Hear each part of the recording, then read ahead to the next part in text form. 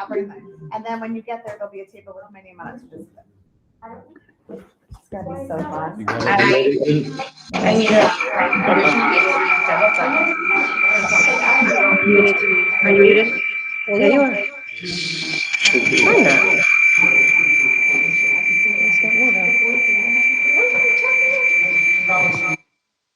I'm not. Babysitters out.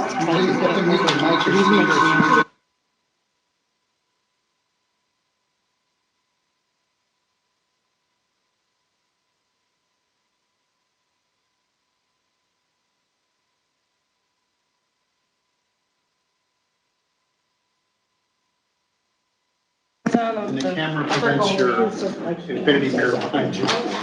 Okay. All right, good evening, ladies and gentlemen. I'm calling this meeting of the Newington Board of Education to order. It is Wednesday, October the 12th, 2022. The time now is 7:05 p.m. Would you please rise as you are able for the Pledge of Allegiance? I pledge allegiance to the flag of the United States of America and to the republic for which it stands, one nation, under God, indivisible, with liberty and justice for all. Please be seated. And I'm going to ask for the clerk to please call the roll. Michael Branda. Here. Dr. Bruce Fletcher. Present. Danielle Drove. Here. Beth Mankey Wagner. Here. Richard LaVerriere. Present. I can barely hear him, but he's present. He's online. He didn't, I see him. Amy Parati. Here. Sam Sharma. Jessica Weaver. Here. Anna.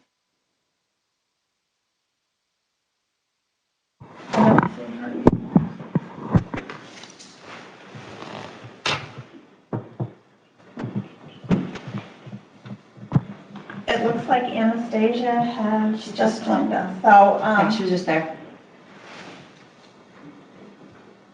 so everyone's present except for Mr. Sharma. Okay.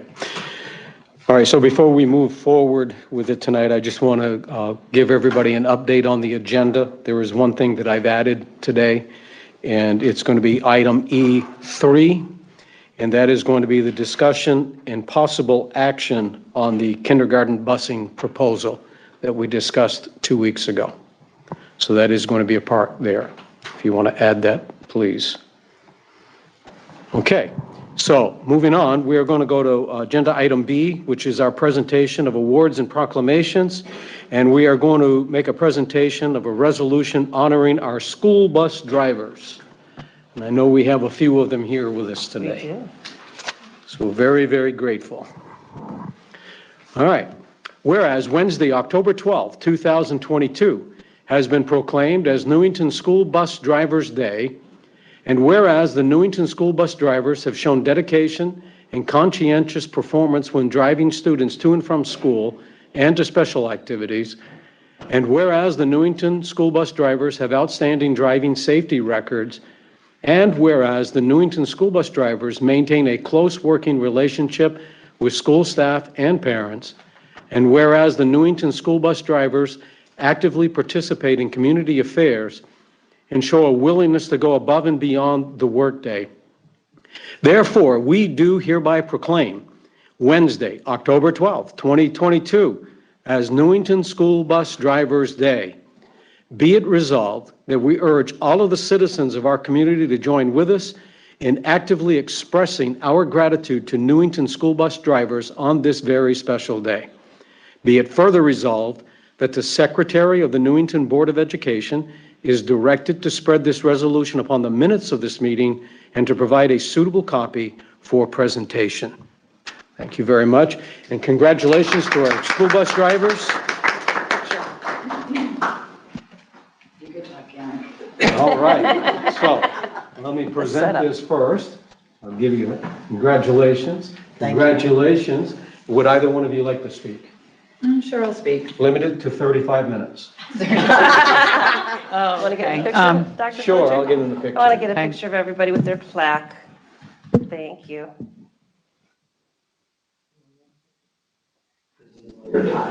Perfect. Thank you. All right, go ahead. Well, thank you very much. Very honored. We're very honored. Yes. We're very blessed to be here, and we're very grateful to everybody in Newington just for how much you care for us and giving us able for us to have the best of equipment, for all your support that you give us. And this is one of the best jobs that we could ever have. And we love doing it.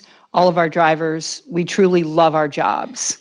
And we really do. We just love having the one-on-one, being there for them, making relationships with our parents and our children having them from kindergarten all the way up to 12th grade. It's our honor, and thank you very much, everybody. Thank you. Thank you. All right, thank you. All right, I'm going to open it up to the board for comments. Mr. Branda, we'll just move around. Hi, friends. So I wore my tie. So the backstory here is Mr. Barnes is very proud of his entire team, and every time except this one, I don't really understand. Whenever we're talking about buses, it's this tie. So I always compliment him, and I said, God, I love your tie, and I love your team, and I love the fact that our buses are managed here in Newington, and just as you spoke, like the connection that the drivers have with our students and the parents, it's so special, and it cannot be replaced. So I asked, I'm like, how do I get a tie? And then on Paul Vasella's retirement at his dinner this past year, he gave me this tie, and I said, when we honor the bus drivers, I'm going to wear this tie. I didn't really have a shirt to wear with the tie, as you can see. I didn't really plan that part out. But anyway, I wore it because I really do appreciate all the work that you do. I have 2 students. We've had the same bus driver since my oldest was in kindergarten. Even neighbors, when we talk about the bus, they ask about, do we have Mr. Tong still? And, it's just the connection that they have with the community.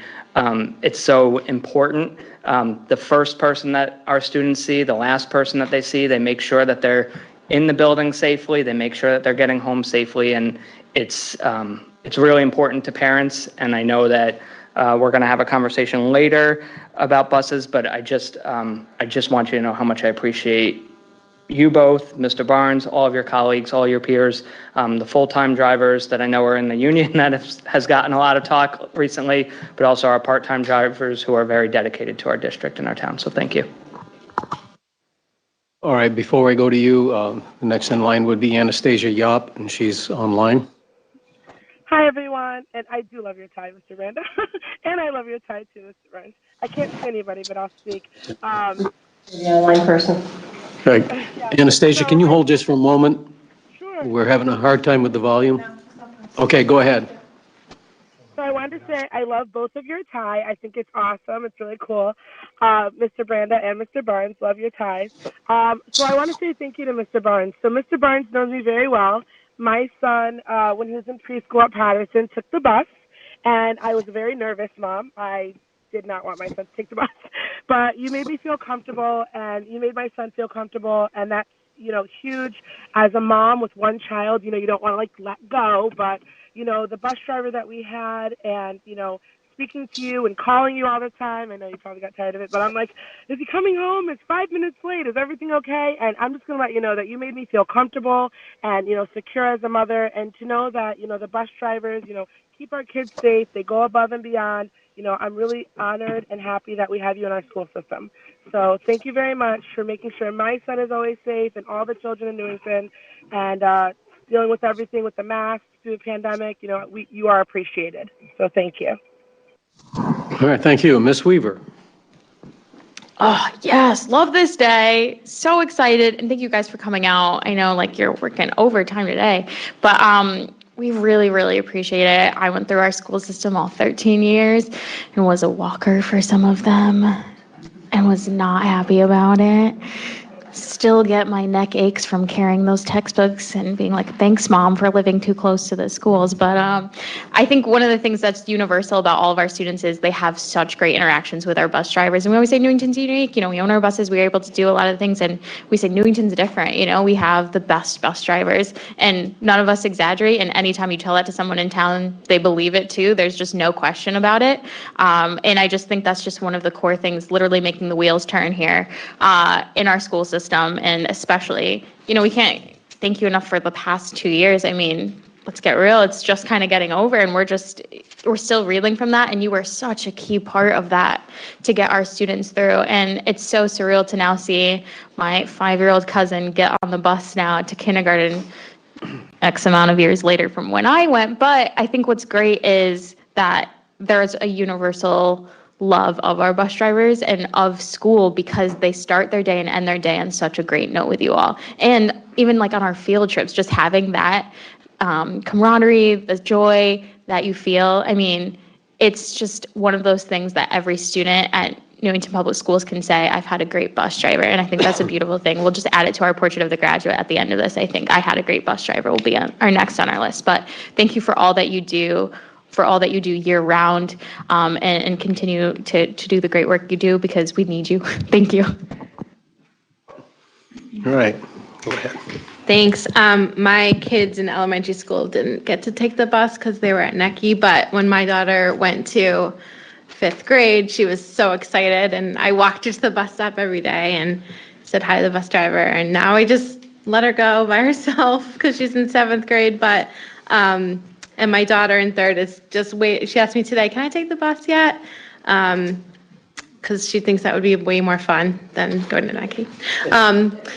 But so yeah, looking forward to that day in 5th grade when she can take the bus, and thank you for all you do. And I'm so happy to hear that you love your job, and we love you too. And thank you for just being a really strong part of our community, and couldn't do it without you. So thank you. Alrighty, so I used to be really afraid to talk in public, and my boss once told me, just tell a story.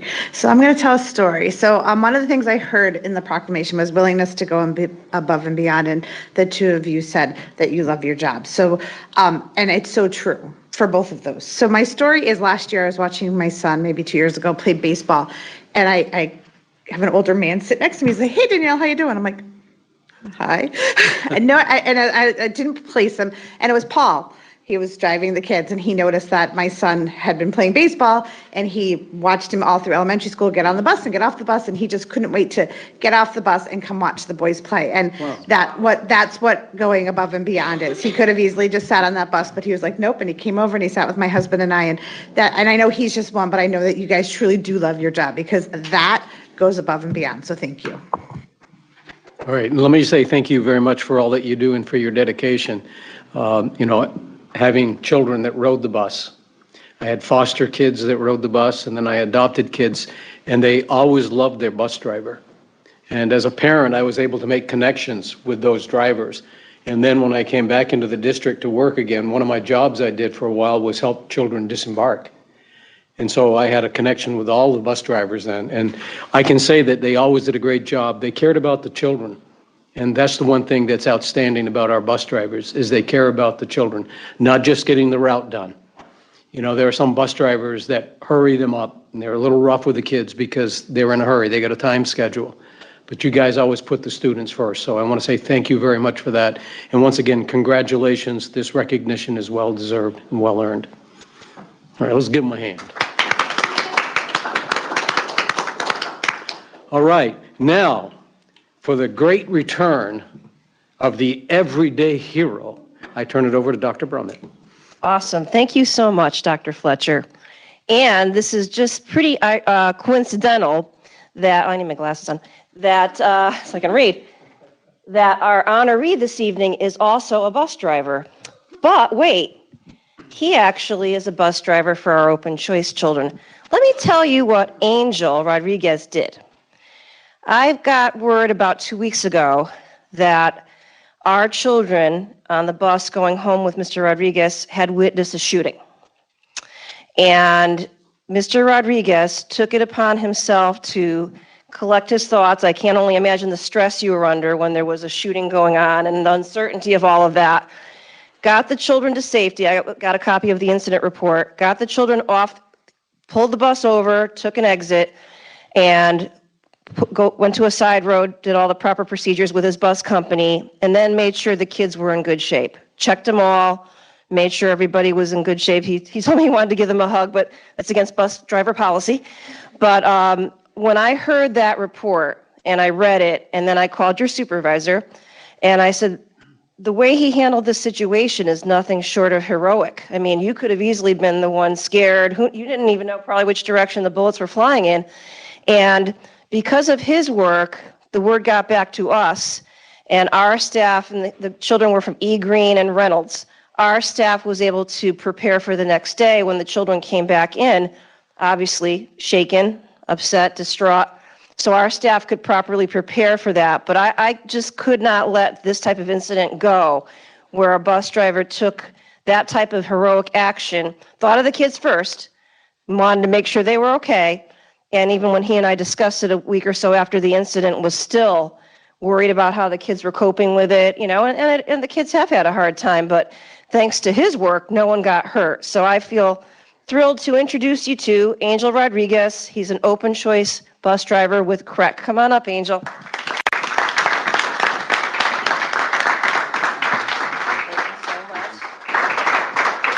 Would you like to say anything? I'm not too much of a speaker, but I'm honored, and I really appreciate that you guys thought about me about this incident. And I'm nervous, of course. I don't speak too much, but I am honored, and I'm humbled about it. And thank you very much, everybody. I appreciate it. Thank you, Angel. I'd like to say publicly, if you ever want a job in Newington, the man over there in the blue shirt, he'll even throw in a tie. I've been driving for 22 years now, so. I know. We don't want to pilfer you from Hartford, Like but. they say, we love what we do. That's why we stay doing it. So 22 years driving. Well, you are one of the best. Thank you. Appreciate it. Congratulations.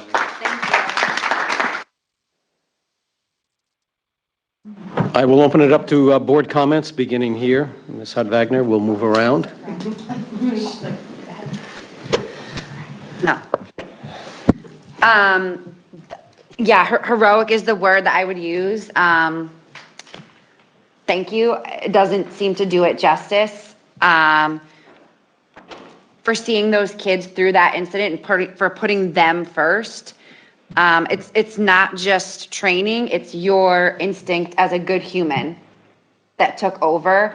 And each one of those kids is incredibly fortunate for you that day and for every day that you are with them, and for all of you to be doing this job for as long as you have. And I still remember my kindergarten bus driver who drove to the very last days, and I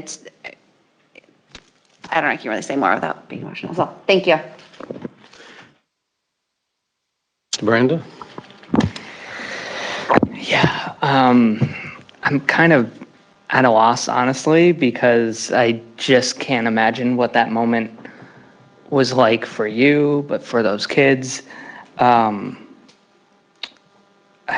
that the Everyday Hero is not an amazing award, but I feel like you deserve bigger rewards. I'm just thinking, as Beth gets emotional, that I just think about, like, if my kids were on that bus, what would be happening? And I think Dr. Brummett bringing up how the school was prepared too, I don't want to lose sight of that too, because it's important, obviously, that you were able to help those students and alert everybody in Newington of what happened, but also to the staff in each school.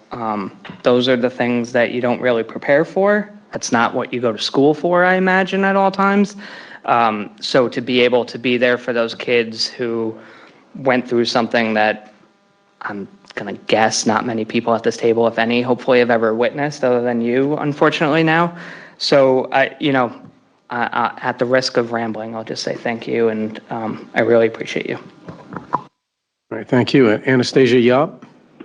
Hi, I just want to say thank you so much. You're definitely a hero.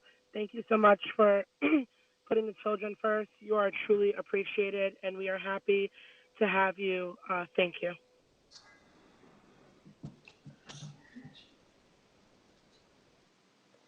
Okay, we have lost her. We've lost her audio. Okay, so next at the seat would be Jessica Weaver.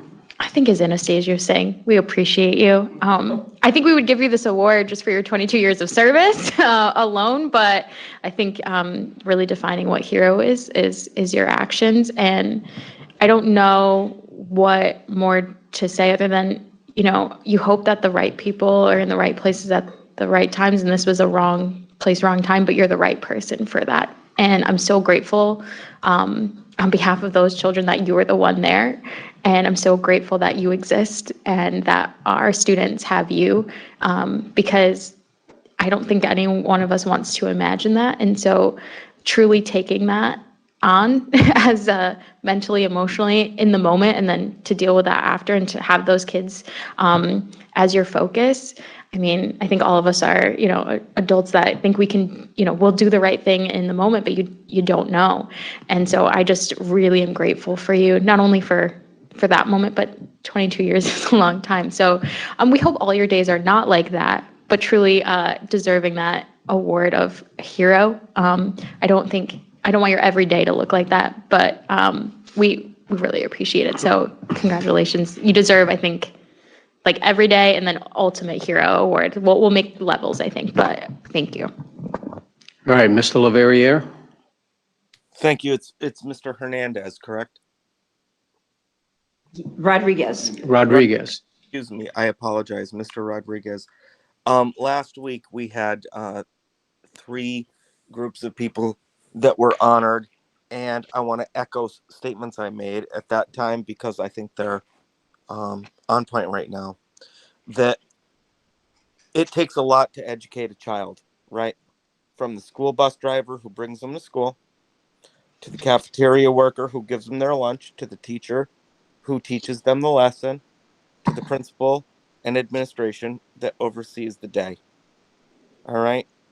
You just had an opportunity, all right, to be remembered by these kids forever. Thank you for being a strong leader, and I appreciate your service. All right, thank you. Ms. Parati? Yeah, I'll just say thank you. Can't imagine what you and those children have went through, and it must have been really scary, but thank you for maintaining your composure and doing what was right. Appreciate you. Strost? I make fun of her because I cry a lot too, so I'm gonna try and keep it. I'm good. I think I'm okay. I have nothing new except for holy moly, I agree. It's more than an everyday hero. So thank you. That's all I'm gonna say. That's all. And I want to thank you as well, because one of the things I recognize is that experience was a traumatic experience for the students. And in situations like that, if they're not handled appropriately and calmly, it can affect a child for the rest of their life, because that trauma can induce emotional issues that a child can't overcome.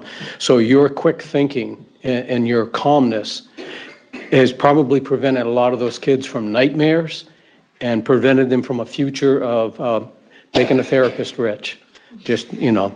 So I want to say thank you so very much for what you did. You make me think that you were one time a soldier, the way that you thought, the way that you worked. Well, you could have been. Yeah, you can say so. Yep, you could have been. You used your head in a tough situation. So once again, I want to say thank you for what you did. Let's give him a hand. Amen. Great man. Hooray. He's a great man. Thank you. Thank you very much. Okay, so now we are going to move on to item agenda C, which is our public participation on any matter that is related to board responsibilities.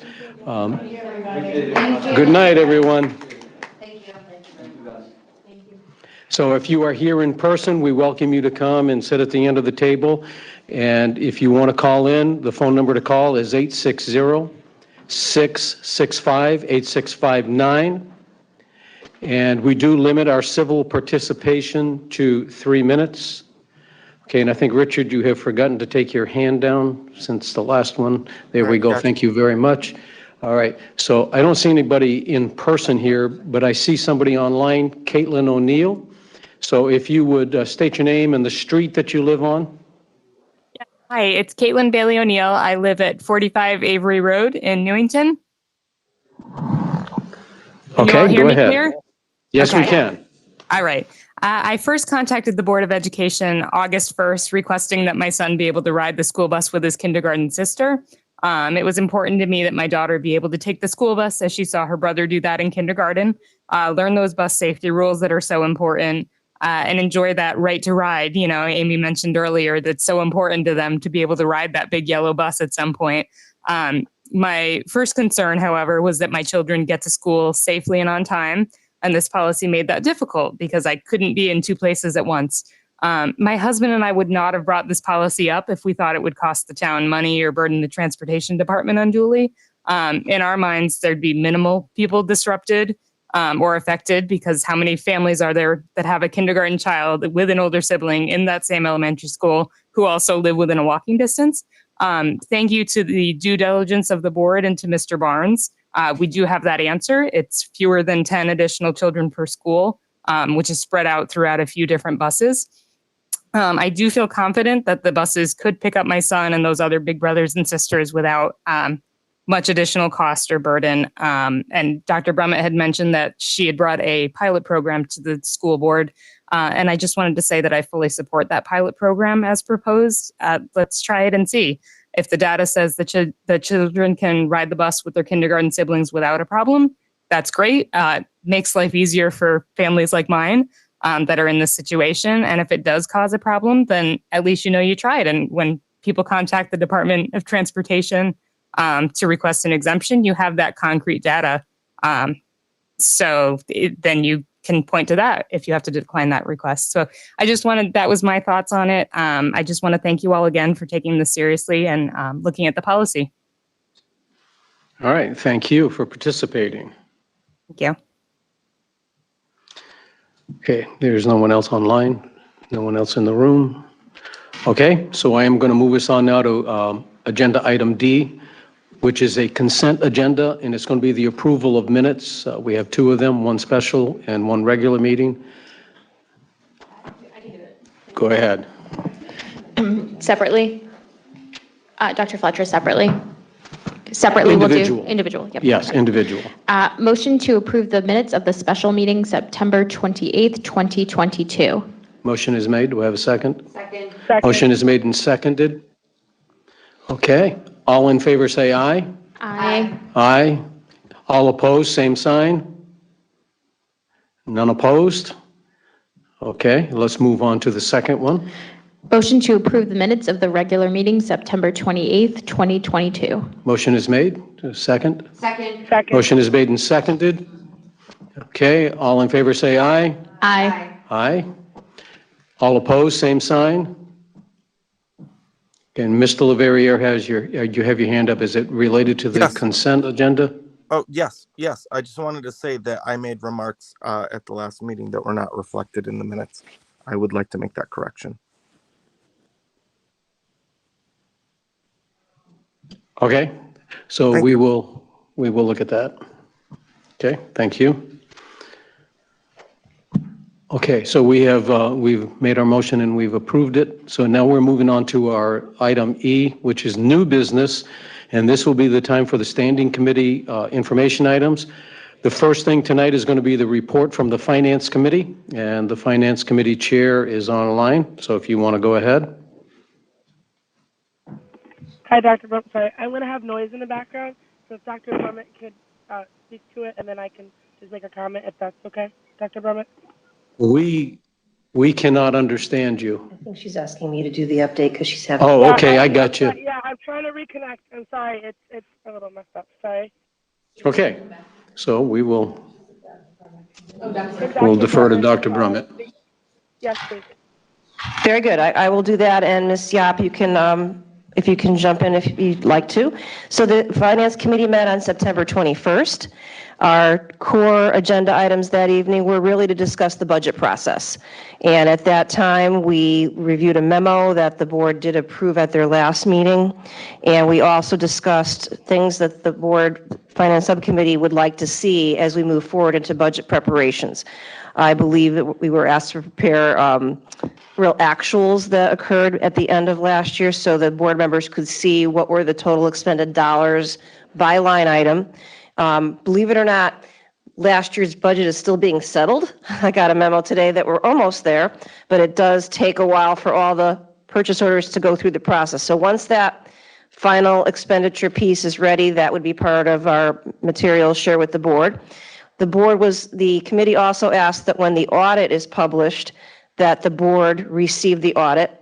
So the audit was received today, if I'm not mistaken, Mr. Jacomowitz, and they can reach that online. Correct, that was last year's audit. Last year's June audit. 2021 audit. And those are actually available online on the Town Finance Department website. So they don't distribute the paper copies anymore, so anybody is welcome to get it through public access to the website. And I'll send out a follow-up email tomorrow directing folks to where they can find that audit if they so choose to read it. Then we talked about an accounting of all the grants that we have and which staff are paid out of which grants.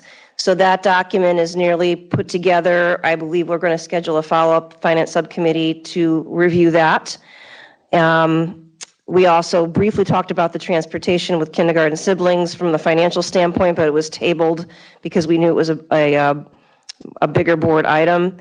And then Ms. Yop surfaced the idea of hiring a grant writer for the district and asked me to look into which districts have grant writers, which don't, what's kind of the process for that, which I did do.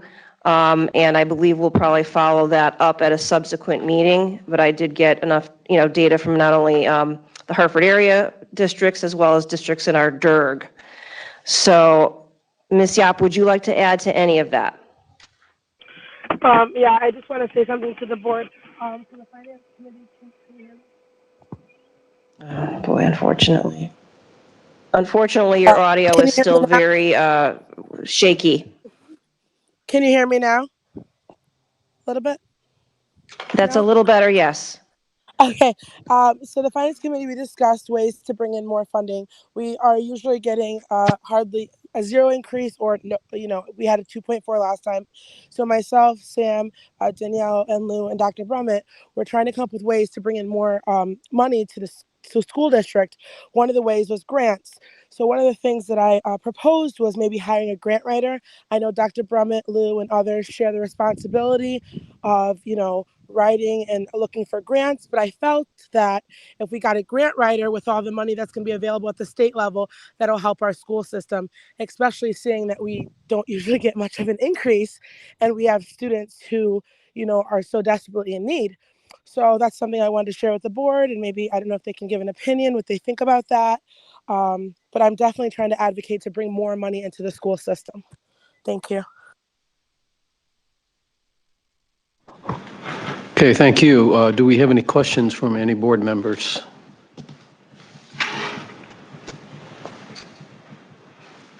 All right. Seeing none, we're going to move on to our next report, which is the Curriculum Committee, and it is very fresh. It was tonight. So fresh. Okay, so one of our first, I'm going to try to be concise.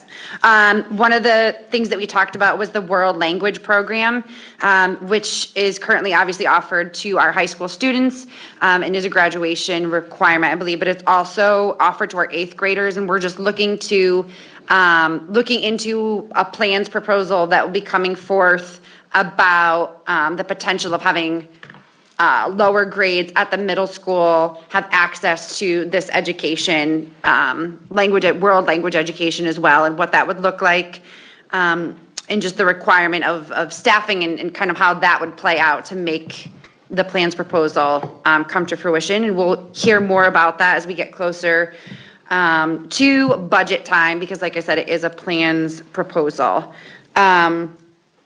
The other thing that we talked about was the text selection guidelines, which really is in reference to books that would be in a school's library center or in each individual teacher's classroom library.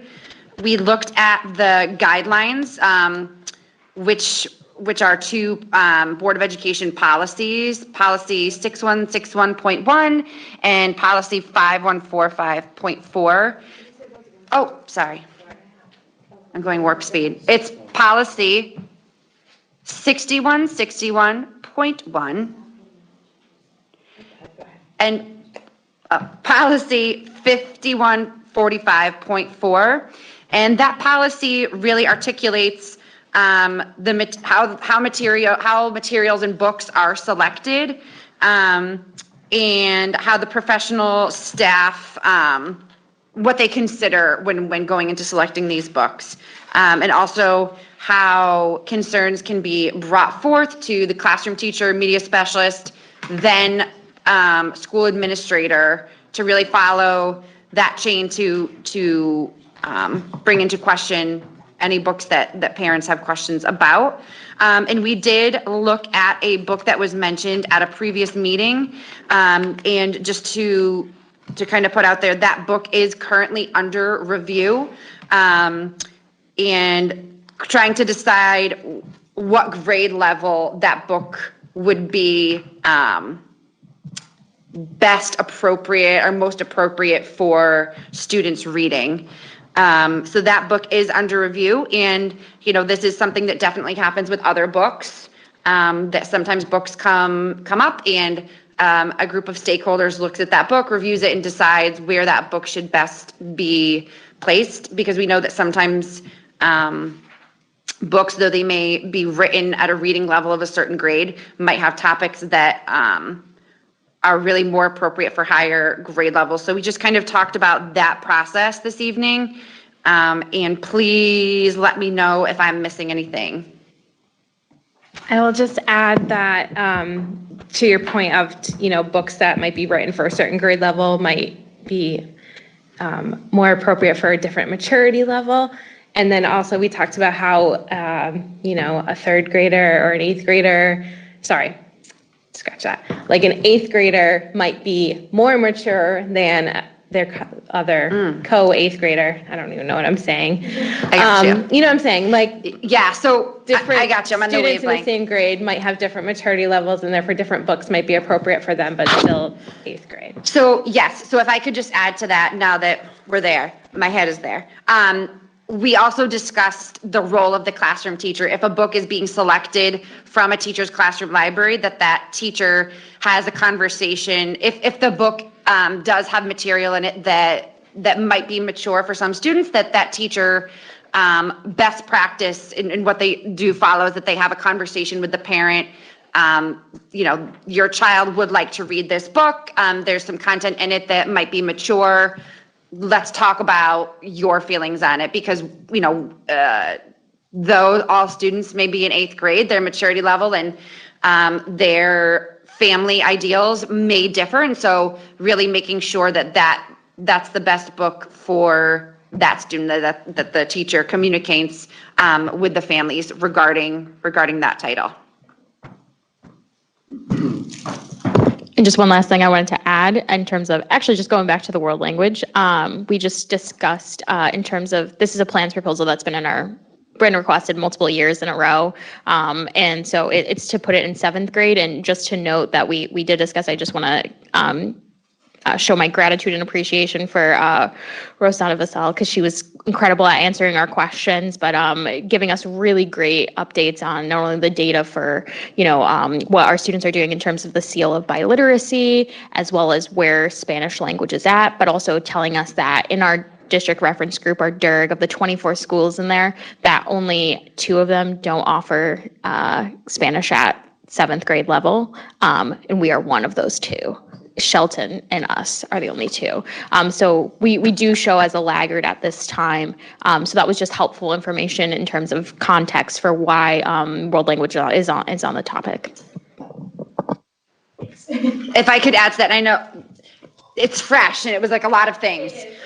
So if I could add to that, that was a past practice. We did used to offer world language to all of our middle school students, but in a budget process years before many of our time here, unfortunately that position or that program was not, did not make it to the funding process. So something to look at as we plan for our future budget,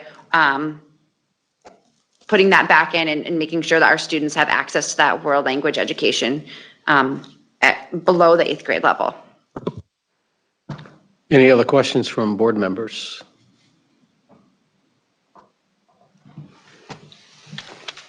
All right, seeing none, thank you so very much for bringing that report. It was an informative meeting. I did sit in. Very good. And now we're going to turn to our student representatives, Maggie Woods and Tricia Iyer. Tricia is online, but Maggie, take it away. So we're going to start with Trisha because she's online. So we figured it might just be easier if we could do the online first and we'll come back. Hi everybody. Can you guys hear me clearly? Yes. Yes, indeed. Sounds good. So a few things have happened at the high school, like recently in this past week too. So our names program kicked off, the Names Can Really Hurt Us program, which is a program basically about bullying and how, well, as the name says, that names can really hurt us and things that people say have an effect on other people. So for this program, all sophomore homeroom teachers and students that volunteer will be facilitating this event, which is going to be on a half day for all sophomores at Newington High School. And so the first training was yesterday. Yesterday is Tuesday, from 12:45 to 3:45. And the training consisted of learning about different things that would be mentioned during this presentation given by this program. So there's the topic of ropes, which is respect, optimism, persistence, encouraging, and speak. And then also about how there's 4 different groups of people basically in a situation where someone is being bullied. So there's the target, the person that is the victim, the perpetrator, the person that is doing the unkind action, the ally, the person who is stepping up for the target or helping the target, and the bystander, the person who is an eyewitness to these events. And there were several activities done for both the teachers and the students to be able to get a good understanding of what's going on. And there's going to be another training in 2 weeks' time, and that will be the final training before the program. We also had Heavenly Hats and Pink Out last Friday as well. So for Heavenly Hats, if you donate money to the Heavenly Hats program, you're allowed to wear a hat at school, or you can donate money and you don't have to wear a hat, but the hat is kind of a representation of that. And DECA also sold Pinktober shirts for breast cancer awareness in order to one, so for the school store, but also so that like students that aren't in sports would have pink attire to wear on our yearly Pink Out. There's also the Southington Band Competition on Saturday the 22nd, which is really exciting for our band members. And then the last thing I have to say is that at the PD staff meeting yesterday, I gave a presentation on Diwali. So now the staff, and there were a few staff members that weren't there because of the Names Can Really Hurt Us program, but the presentation was recorded, and Ms. Tigno wanted to have that done so that the staff would be able to learn more about why Diwali is important to people in the Hindu and Indian community and why we have that day off this year. Okay, so as she mentioned, Pink Out, because it's October for breast cancer awareness, the high school all sports teams also have pink jerseys, and they do their own like Pink Out celebration or game. And and also for sports, we're starting to move towards the end of the fall season a little bit. So in the next couple weeks, a lot of the sports teams are going to be moving into the postseason. I think the first team to be doing that is cross country. They have their conference meet next Tuesday at Wickham Park. The pep rally is coming back this year, which is a big thing for Newington High School. We haven't had one since before COVID, so that means the last group of people at the high school to have like a real pep rally and homecoming are seniors now. So a lot of people haven't been able to be exposed to that. So our pep rally is going to be on November 4th. It's going to be in the the gymnasium. And we have several activities planned, and the sports teams are going to be able to participate as well. And then homecoming will be on November 5th. We'll have the football game on the 4th, and then the dance will be on the 5th. The tickets are $15 per person, and the theme this year is Monte Carlo, as chosen by the students. We had a poll, and people were allowed to vote for that. And also, DECA had a leadership conference at Meriden YMCA last Tuesday that several students attended, and it went really well. People learned a lot and were able to connect with fellow DECA members from across the state and a lot of other towns. So it was really good for the DECA program and for students to be able to work on their leadership and communication skills. And lastly, I think I mentioned this last week, but I'm going to mention it again. Chamber Choir has their dinner theater on October 27th, so they're selling tickets right now, also $15 a person. So if anyone would like to help fund Chamber Choir for that, that's an exciting thing. If you want to come out and support Chamber Choir, they're having a performance and a play and a pasta dinner. So that's it. Oh, thank you very much. Go ahead. I would like to be in it. Like all the performances. If there's like a small role, something like that. She doesn't audition. No, I do not. Call my agent. It's like a quick thing. No, but really, the Names Can Hurt Us program. I've talked to several high schoolers who have participated in it in the past few years, and some of them said like when they first got there, especially a student who was a freshman last year, or underclassmen, they're like, we thought it was like the same old every year bullying talk. And they said, but by the end of it, kids were hugging each other. They were in tears. They were high-fiving. There was just this feeling in the room of a change in the climate. So everyone who's involved in that, that's amazing. And then I know there was a mention about Diwali, and I wanted to say that I had talked to even some kindergarten and first grade teachers. And one thing that I just think Newington Public Schools should be commended on is that we talk about all cultures and holidays and celebrations and traditions. And I just think that's really important. It helps kids understanding. And I know I talked to a kindergarten teacher, and she talked about how they're making lanterns for Diwali, and they're really celebrating it, and how they even did something for the Rosh Hashanah holiday. And I just think it's so important. I know that there are so many holidays and some people don't celebrate, but I think it is important to understand where we all come from, and Newington schools should be applauded for their focus on teaching about all of that. Thank you very much. Ms. Weaver? Yeah, I just wanted to say great job, because I don't think I was here for your first meeting, so officially great job for both our reps. And Trisha, I'd love to see this presentation as well. I think we'd all be interested, because I think our presentation was on Eid, and then I think we got one on Diwali, but I'd love to see our students present. That's just so awesome to hear that you're doing that, and to be able to have our students show that, how they're celebrating it is just really awesome. And I think it's great that students are teaching staff too. It's not just a one way. So that's really awesome to hear. I'm so excited about everything coming up. Really appreciate all of the good stuff. Obviously, we have a chamber choir member here.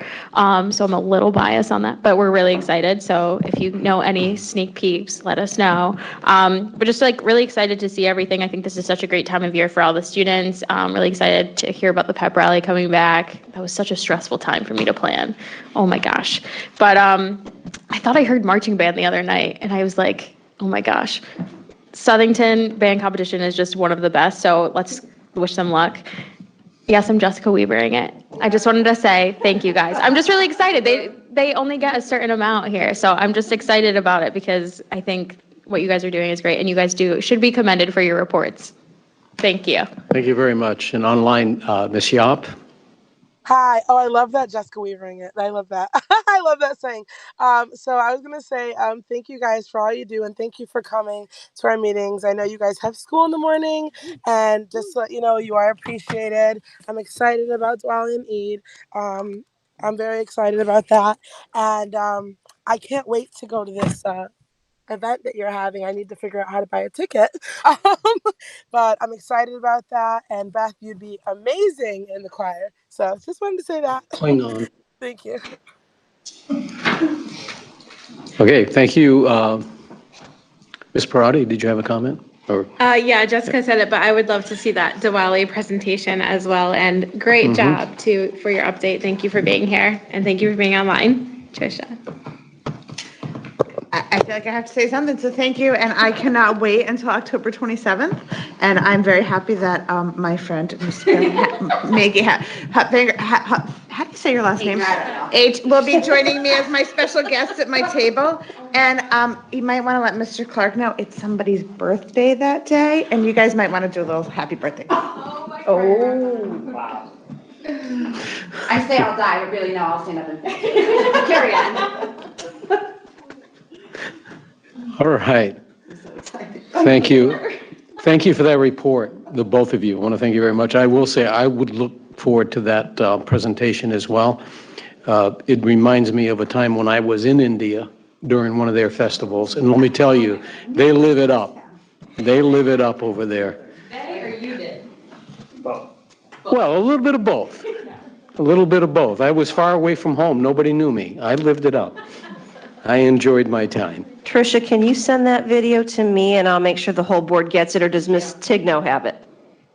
I think Ms. Tigno would have it, and if she doesn't, our technical director, Jacob Trowbridge, would, but I can make sure that it's sent over. Thank you. No worries. I can reach out to both of those folks. Thank you so much. And then one more thing, there was also a presentation during the PD yesterday, as I was told, for Hispanic culture as well, to help just make sure that the staff and everyone's all like educated and like able to communicate with their students on that level. Thank you. Thank you very, very much. Look forward to future reports. Okay, so now we are going to move on to agenda item E1, which is an action item on the Health Benefit Fund. Dr. Brummett, if you want to take it away. Yes, and my screen won't advance, but I actually will be asking Lou to report on this. I do want to do a quick sneak preview that this dollar amount is substantially lower than it was last year, and that is really what we predicted, that those higher health benefit credits were really a product of the epidemic or pandemic, and we are seeing much more, smaller and reasonable numbers. So I think it's fortuitous that nothing was changed on the health plan status, because I think the worries that these returns were going to be that large were not founded, because things have shrunk. And I can't talk tonight either, apparently. It's all yours, Mr. Giacomois. Good evening, everyone. As Dr. Brummett stated, the numbers are far lower than they were in prior years. And that was because of technical change that they made to the calculation of what our cost estimate would be for the Board of Ed. When the plan started 25 years ago, the drug rebates were not even really part of the whole system. Over those years, that has become a significant incentive in how the design of the self-insured plan goes, where all those drug rebates, incentives that are received, kick back into the plan and then are distributed back to the board or the town, depending on whose the rebate belonged to. So in this year that just finished, the value of the drug rebates was about $350,000. So basically a year ago, if we were calculating it the same way, the board would have paid in $350,000 more as part of their budget obligation to the fund. And instead of receiving $156,000, they would have gotten somewhere around $500,000 back. By making that change, it's no impact at all on our board budget. As far as not a negative, it's not a positive, it's just a different way of calculating it. And based on the obligation that we have to the plan of $8.9 million, the final number came in 0.2% from the estimate. So it's essentially perfect, right on the number. So there can't be any disputing about the, relative what we pay in compared to what our obligation is. Nothing is overinflated. It's, the plan is working in fine fashion at this point. So it would be, everything moves ahead. The number that they had had on here, $156,000, we were within $15,000 to $18,000 based on what our informal estimating is here, and we don't have access to all the information from Blue Cross when we're doing that. So everything was just fine for the results. So, the recommended motion is, good to go. Mr. Miranda. So just a question, and I'm sure that this is covered, but the MOU that we signed with the town and how it related to the health benefit fund, because I know that that 476,600 number was in the MOU. Are we good to go with the MOU? Like we have, okay, so this won't impact that at all? Yeah. Okay, thank you. We paid it, correct? That's already paid last year's budget. Okay. Any other questions from board members? Ms. Strauss? It says, I guess my question is, it says action, what's the, like, it's being given to us, what's the action that we're talking about?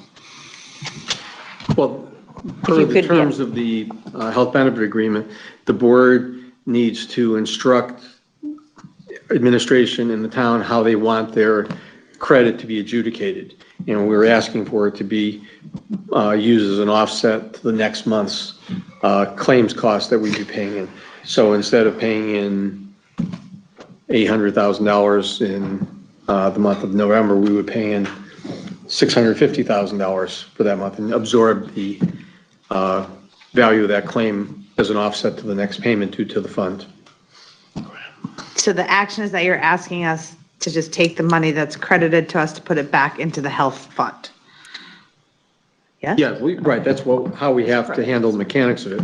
The net result of how it works is we now have $150,000 surplus in the health benefits, or in the employee benefits account as a result of paying less in. So that $150,000 is available for reallocation at a later date. So along the question, again, may I address it? Go ahead. The question, I want to follow up. Please go ahead. All right, so if we put it back into the health savings fund account, and then at the end of the year, we now have taken and put, I'm just going to do round numbers, $150,000 in, and then next year we might be $300,000 over. It could be 300,000 short too, so. But you started the presentation by saying we did a nice job. We came in at like 0.02%. So we estimated correctly. And so no one can look at the board and say, oh, we're trying to kind of. Right, well, we don't. Hide money in your trunk, I think is an expression that we've heard, right? So was it a drawer? So I just want to make sure that if we do this, that it's not going to look next year like we now fluffed up that account to get it back. No, it has nothing to do with that. Okay. It's actually the Blue Cross and the agent of records are the ones who set the rate in conjunction with the town. We are just the partner to the plan, and we take whatever number is given us based on that. So we don't actually have any real ability to influence what the rated cost is going to be. Okay. So I guess my question still is so in our budget, we budgeted for, again, round numbers, $8 million, right? And now we're going to put another so we budgeted for 8 million, but we're going to put $150,000 of this credit back in. So now we have $150,000 extra. Available for something else later on this year. Right. So I want to make sure that we're really transparent and clear. So, and I'm not the way my brain is thinking, I feel like we're kind of correct. We're stirring the money into different places, and I want to make sure we're on it, above board. I know we're above board. That's not the right word, but you know what I mean? Okay, if the board takes no action at all based on this recommendation, we would still be paying in the 100% value of our responsibility month by month. At the end of the year, we were paid in cash to satisfy the obligation in full. That 150 would end up needing to be reallocated at the end of the year, or if it's never spent, it goes back as surplus to the town. So those would be what your options are. So you can reallocate now, you can reallocate at a later date when we have a better plan. Many times these dollars are used to help reconcile and bridge the budget years to address needs that initiatives that the board wants to accomplish, or it can be dealt with at the end. Okay, go ahead. Did you want to make a comment? I was just going to quickly say that the town sends me a memo for the amount of this credit. So Janet Murphy. I saw that. Okay, so that's so they know exactly what's happening. It's part of a process. And then they know that we have this obligation or choice to put it toward the credit toward the health account. So that part is extremely transparent. Okay, Ms. Weaver? Yeah, no, I think in terms of clarity, if we're thinking about this, the 150, it doesn't go towards, like, we can't use it towards next year's budget. Is that correct? It's within this budget we already passed. So this is reconciling those, so we can only reconcile what we already budgeted for, not use it as maybe a surplus for next year, correct? Mhm. Okay, I just wanted to clarify that as well, like, just so public, I understand what you're trying to say and build off of that.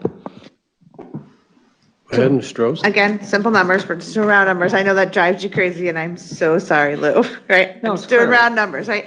So we have $8 million we owe to Blue Cross and Blue Shield. Mhm. Okay, so we have this $150,000. We can give it to Blue Cross and Blue Shield, and now we owe $7,800,000. Yeah, I was gonna do it. You just did it quicker than me, right? I was there. I was doing the 8, right? And we'd have that $150,000 into the budget to do something else with. I guess the question is it any different than we don't give it to Blue Cross and Blue Shield, and we have this $150,000, and we decide we need buy pencils? And but it's not, is it because it's not in our budget necessarily that we can't do that? I'm just wondering why we have to put it back to Blue Cross and Blue Shield and why we can't just keep it and decide in 2 months we want to buy pencils. Well, the only other place the money can go is to the town. That's my question. Right. So it's either going to be used to pay part of the bill for the Blue Cross program, or you ultimately, at the end of the year, would need to return it to the town because there would be nowhere else for it to be spent. That answers my question. Thank you. Okay, so we have a set premium that we pay per employee, but we also have to pay out for co-pays and other things, correct? Well, there's 3 pieces to the cost of the plan. There is the claims estimate for what each of us would be going to the doctor for. And Blue Cross factors all of that based on whatever their crazy computer gives them for numbers. Then you also buy stop loss insurance with the package for where we set the limits of where we've lost our taste for the risk of being fully self-insured. So this is really a partially self-insured plan. You have 2 stop loss provisions built in. One is $175,000 of any one person's claims for the year, and the other is a corridor of 20% over what the estimated claims costs are. So if it's an $8 million claims estimate that Blue Cross puts out there, we buy a second level of insurance that says 20% is $1.6 million. So anything in total claims over $9.6 million, Blue Cross is picking up the tab. So it creates really limits the volatility in the plan or huge spikes in claims costs year to year, because you've put these 2 barometers in that limit the exposure to any significant illness or medical procedures for a person, or a number of people. Okay, so all of this money is staying within the third part is the administrative costs. We have to pay Blue Cross to manage the plan for us, give everybody insurance cards. Okay. So the bottom line is all this money stays within the insurance program? Yes. And just offsets what our cost would be? All right.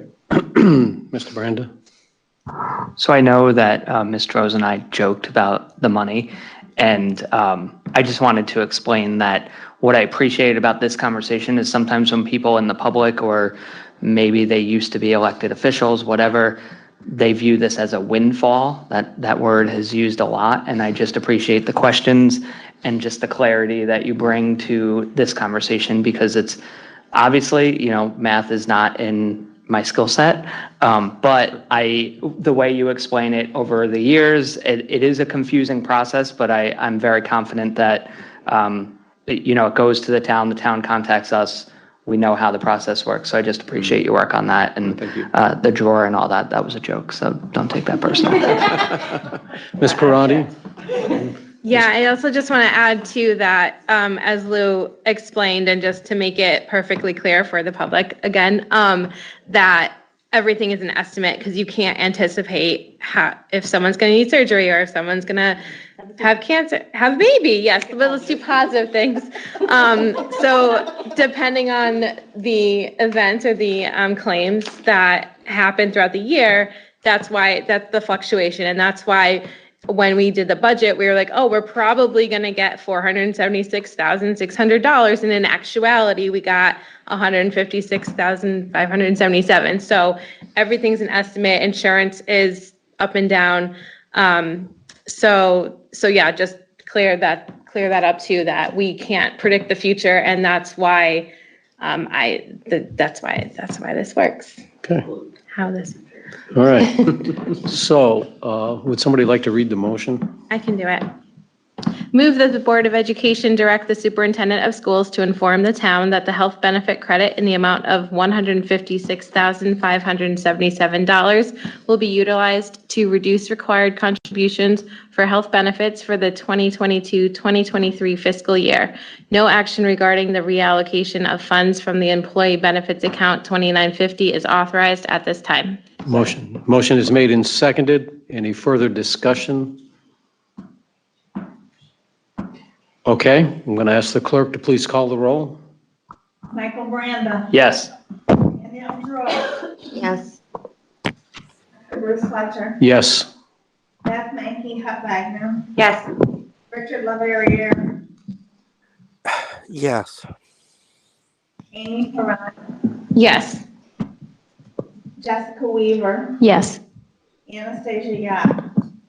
Yes. The motion passes unanimously 8-0. Okay, so now we're going to move on to agenda item E2, which is an update on the solar projects. Dr. Brummett? As we discussed at the last meeting, we are working with town to facilitate solar panels on 4 buildings. So there are still 3 contracts the board has not officially approved. I believe we were going to wait till we were really certain that all the safety issues were resolved. So I'm going to ask Lou for a quick update as to any progress made on some of those dangling concerns relative to the projects. Okay, thank you, Dr. Brummett. Okay, since the last board meeting, we've had one communication that formally came from Verigy, which was a good sign from the standpoint is that they were looking at the site conditions and were putting feelers out for different ways they could set up their operations at each of the 4 schools and how we would be interacting with them for security and just things from an operational standpoint. I did have 3 other occasions where I reached out to them to talk about more in depth of the other elements as far as where panels are going to be located, addressing any concerns that are the result of, trying to install a panel system above the boiler room at the high school, as well as, some of the logistics of how we need to mutually operate in order to ensure school operations come off as best as possible. I have not gotten anything directly back from them, but it just appears that they are not in a big hurry right now because there's been no urgency, there's been no negative engagement at all. It's just been slow, which is surprising from my standpoint, because I would have expected that, with the outreaches I made, I would have gotten a call back from somebody within a day or 2, and it's been 10 days now with 3 occasions, and nothing happened other than the one outreach for a email that says this is how we're thinking of setting up, so which was fine. And I know the gentleman who is the primary point of contact from this, Brian Smith, is one of the senior guys, and he was on the Zoom meeting the last 2 board meetings ago whenever he was here.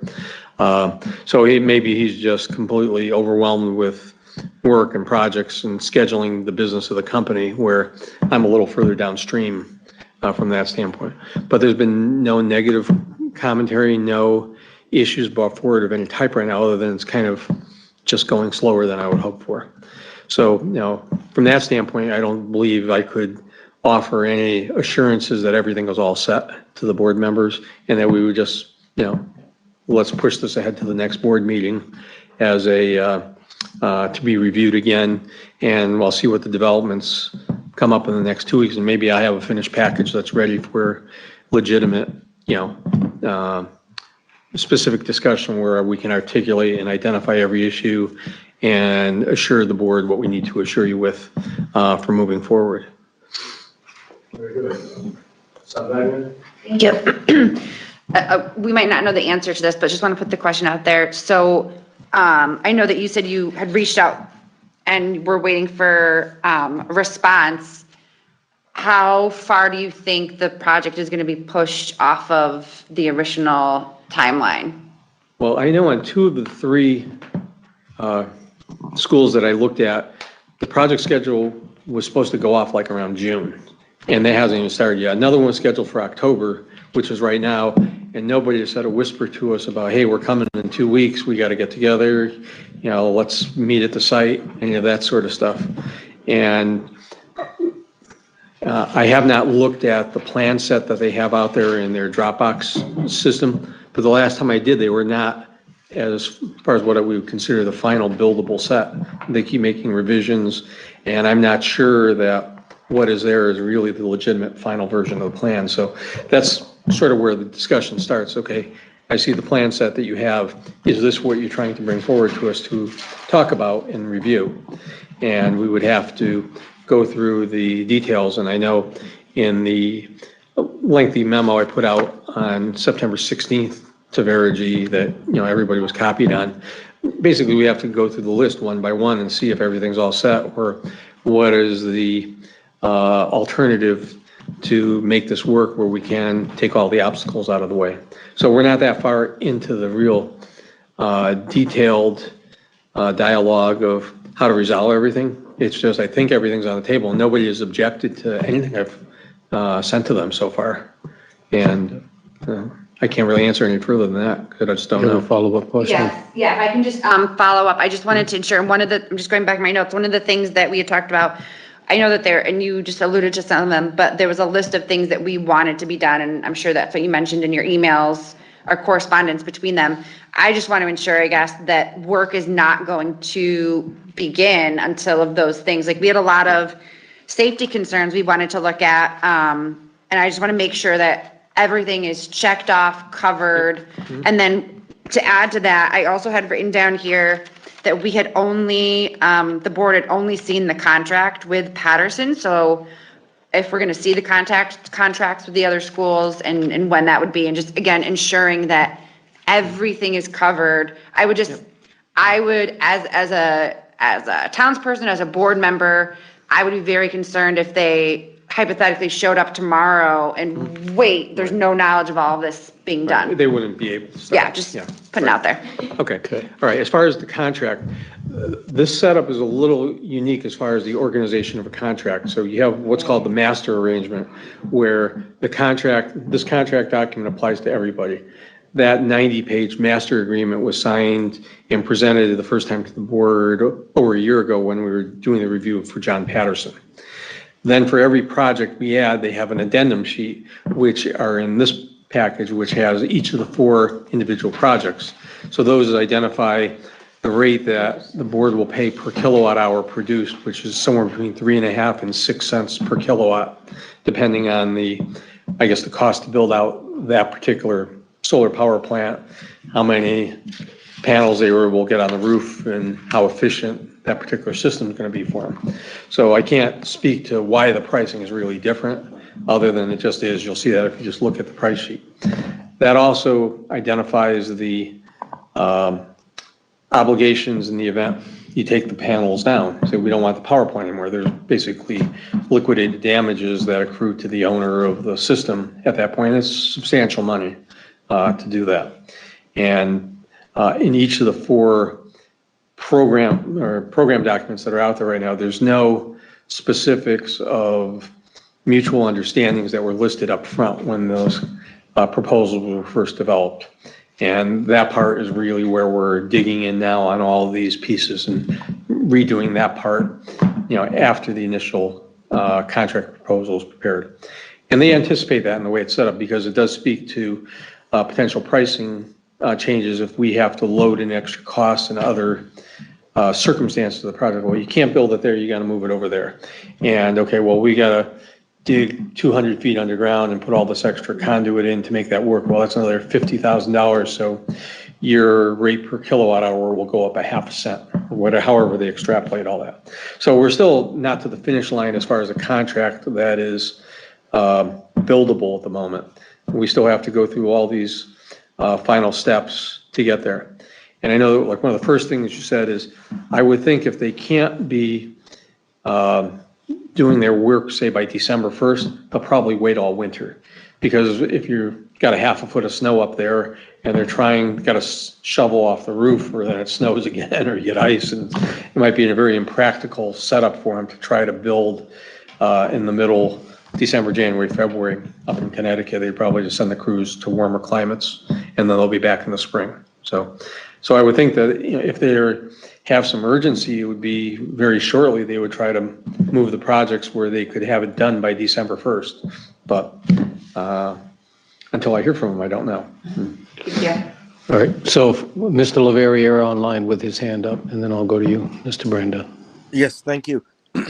So, I mean, as far as I understand it, the Board of Education, with the exception of one school, hasn't signed the contracts. Ergo, we don't have a contract. Now, we have to do a balancing act here. We have to balance making sure that we have student safety with making sure that we lock in a certain amount of savings. Mr. Giacomo has just said it. We're looking at, I believe, correct me if I'm wrong, Mr. Giacomo, I think you said something between 3.5 and 6 cents per kilowatt hour. That's correct. Okay. That's more than double. That's millions of dollars over a 20-year span. Board of Education in Newington, we have to make a move. Okay? I wanted to call a facilities committee meeting. We need to do that. Let's get it done. We need to make a decision on this. We need to make sure that we're keeping the kids safe and making sure that we keep a fiscally responsible budget moving forward for the next 20 years. Thanks. Hey, Mr. Branda, did you have questions? Yeah, so my understanding was the town manager signed the contract for each building, and then at the last meeting, we discussed that this body has only approved John Patterson. Am I understanding that correctly? That's correct. So is the plan that when Verigy gets back to you and fulfills the checklist of the concerns, you know, like right here, it says background checks. I think Danielle brought that up, and, you know, those are things that we need to make sure. Is the plan that when they come back and say, here's how we're going to take care of that and all the things, that then this body will vote per building to allow it? Is that where we're at right now? That would be my recommendation, because Okay. that's what happened with John Patterson, where we created a list and there was discussion about that. And if I can, does the town manager and Verigy know about our concern in that aspect, in terms of that this body has not formally approved the solar panels on each building? The lead on this has been Mr. Salamone, and I did let him know that the board had not approved 3 out of the 4 schools as of yet. And again, our willingness to, once all these conditions are satisfied. Gotcha. Okay, every presentation that we've had, I find it strange that contracts say, hey, we're going to get started in May, or whatever it said, and there's no urgency to meet. Obviously, that deadline is gone, but it just, you know, Lou mentions December, and that's pretty close, unfortunately. There's something that doesn't sit right with me with how this is going right now. That's not to say it's not a great idea. It's not to say that I don't want solar on our buildings and I don't want the savings that Mr. Leverrier mentioned. I think all of it makes perfect sense. I just struggle with the fact that there's this plan that just nobody seems really interested in trying to, you know, make happen when we should have been in process by now. And something just doesn't sit right with me. Thanks. All right. All right, so we're going to go to Amy Parati, then we'll go to Anastasia Yop. Thank you. Yeah, I agree that something seems off, because when we had the presentation, I wasn't here obviously for the first one, but the one a few weeks ago, it was a sales pitch. You know, it was like, here's how much you're going to save, and you know, solar is great for various reasons, which I agree with. I think that solar should be on our buildings. But it is very concerning that Mr. Giacomowitz has reached out and there's no response from the company. to answer these concerns that the board has. Is there, and also just something that I didn't pick up on before, but clearly looking at the contracts, quote unquote, that's in our packet is very short for each building, and it has numbers and everything, but it doesn't have, it doesn't have anything about taking on and off the solar panels. It doesn't have anything about the possible like cancellation type information that you normally get with a contract that you're signing. So can we get that, like the master contract or whatever, master agreement I think is referenced here? Can we see the master agreement? Do we have We've that? already gotten that, so we can certainly send that back out. Okay, because also you would have thought that putting the solar panels on now would be a good idea, obviously with our concerns addressed, but the longer we wait, and the more changes we make, changes that are necessary, I will say, because certain panels can't, like certain areas of the roof aren't in good enough shape suitable for solar panels. So, there is reference to dollars changing, or the number of kilowatt, whatever that is, that cents per kilowatt hours could increase based on certain other factors. I think is just very important to work out. Thank you. Before we go to Anastasia, I think the one thing that we have to keep in mind is the contract is signed. So they're locked in at that rate. So just because they're delaying doesn't mean that they're suddenly going to come back to us and say, well, you got to pay more per kilowatt hour. That rate is locked in, okay? So it's on them now. We're just waiting on them. So I wouldn't recommend that you feel like we're going to get charged more because there's a delay or anything like that, okay? All right, so Ms. Yant? I just actually want to comment on that. Last meeting when we asked Lou that question, he said the rate wasn't locked in. So is it now locked in? Because the last meeting we asked if we delayed the project, could we be possibly charged more? And he said yes. So are we or are we not locked into that rate if we delay the project? That question's for Lou. To clarify on that, we will not get an increase if the project's just delayed, but if we make structural changes to the plan, like we want to add 50 more panels, or we won't let you put this many on the roof as a result of how we feel kind of with that area is just not good enough to put a solar power plant on. Or if we make them change their access to the building where we add a bunch of costs to their build out that's here. Those are in play, but time delays are not.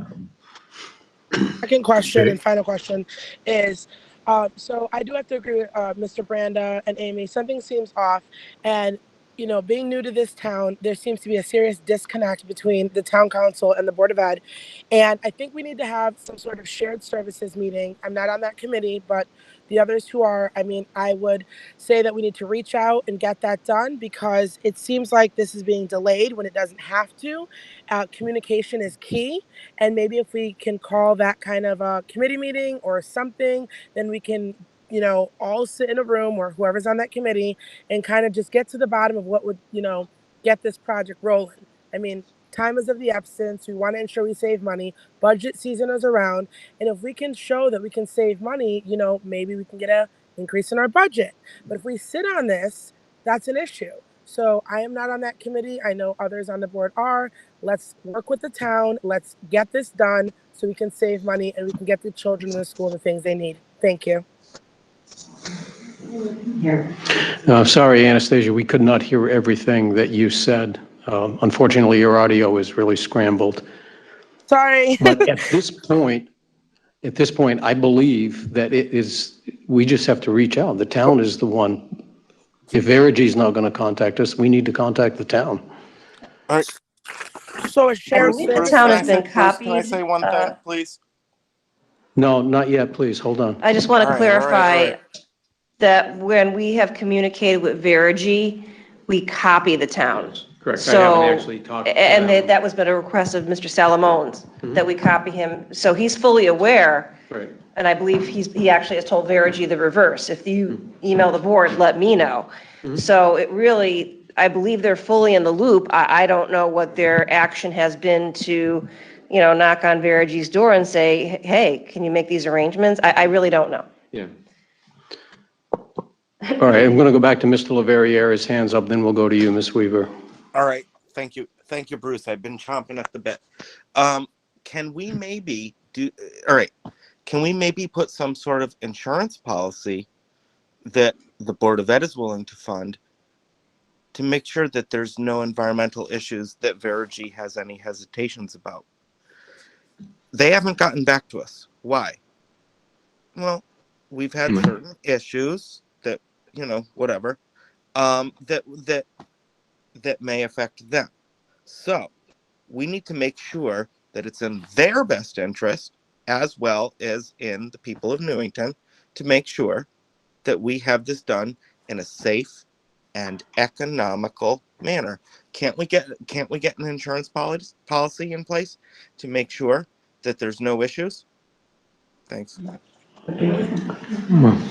In trying to address that, the insurance policy we would be buying would be insuring our risk, not their risk. I don't think an insurance company would sell us a policy insuring their risk for their potential bad behavior on something.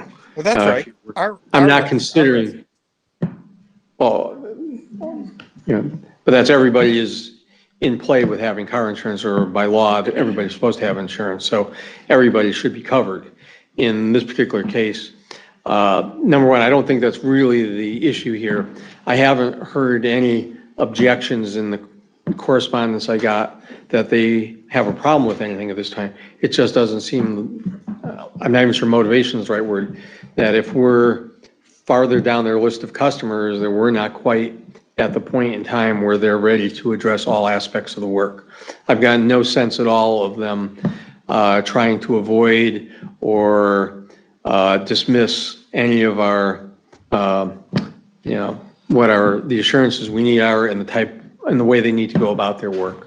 So that's not a fair characterization of them. I just think it's just not going as fast as it should, and I wouldn't read anything more into it than that at this point. Right. Dr. Fletcher, I do think that we need to have a facilities subcommittee meeting. Previously, Dr. Brummett thought that she said that it was a great idea that we have a subcommittee meeting to go over this. I've been trying to do that for several weeks. Thanks. Well, that is a discussion I'll have at another time. Because at this point, I don't know what a committee can do. We can't force the hand of Verigy as a committee. So, Ms. Hudwagner? Really quickly, I just want to say, I just think that we have not received any correspondence, so I think it is very dangerous to infer and assume any reason why they are not beginning. I don't think we should assume it's because of X, Y, and Z. That's making an assumption. We do not have any correspondence at all from them. We got one, but nothing, they've not expressed any concern at all. And if there was so I just think we need to be really careful with that. Sorry. All right, one more question, and then we're going to. Yeah, I just wanted to clarify too that, I don't think anyone here is dragging their heels, like where the delay is at in terms of, and please correct the record, Lou, if I'm wrong, but the town has the contract, we approved of it, but they're the ones who found Verigy.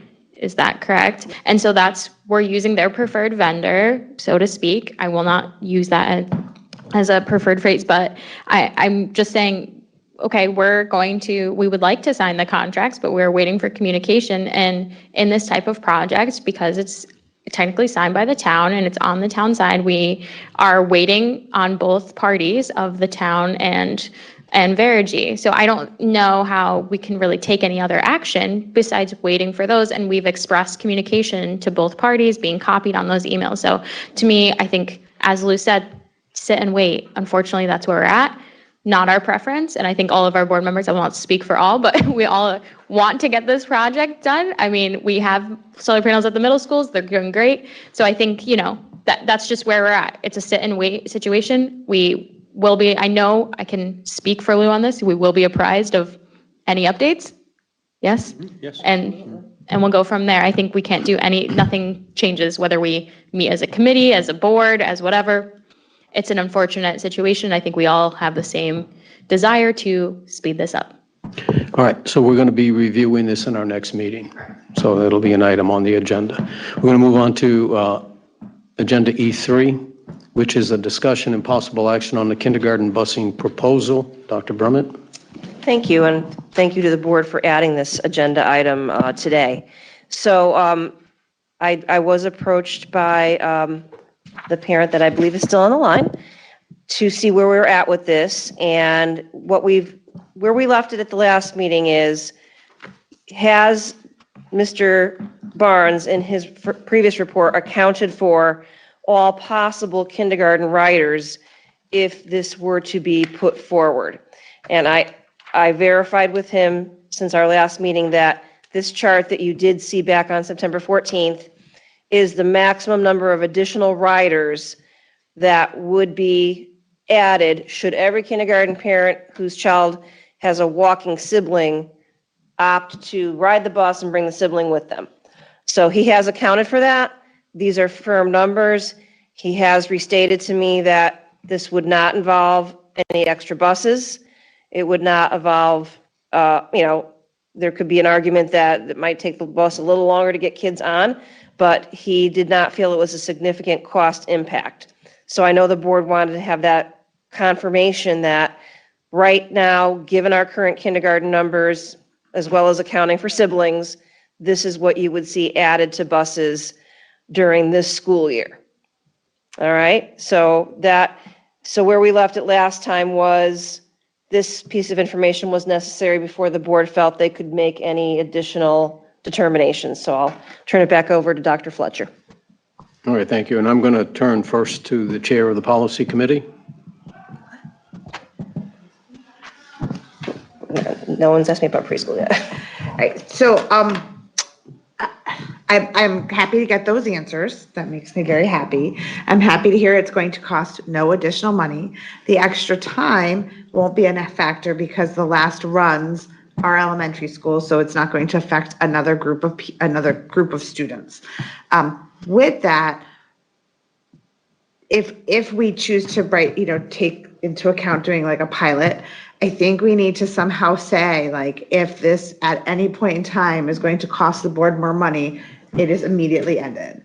And I think that, because that's my concern, is like, we think we see everything. We're pretty sure we see everything, and then we don't see something, and we put this like pilot into place, and then all of a sudden it's going to cost, and I don't think it will. That's my husband. They're getting out of that meeting over there. So I just want to make sure that we have ourselves covered as far as if something should come up. For whatever reason, something we just didn't, and I know Dean does his due diligence, but something just doesn't happen. I want to make sure that we can say, nope, we tried, like in the middle of the year. I don't care if it's snowing outside and there's 10 feet of snow, like we can say no. So that's my only thing on that.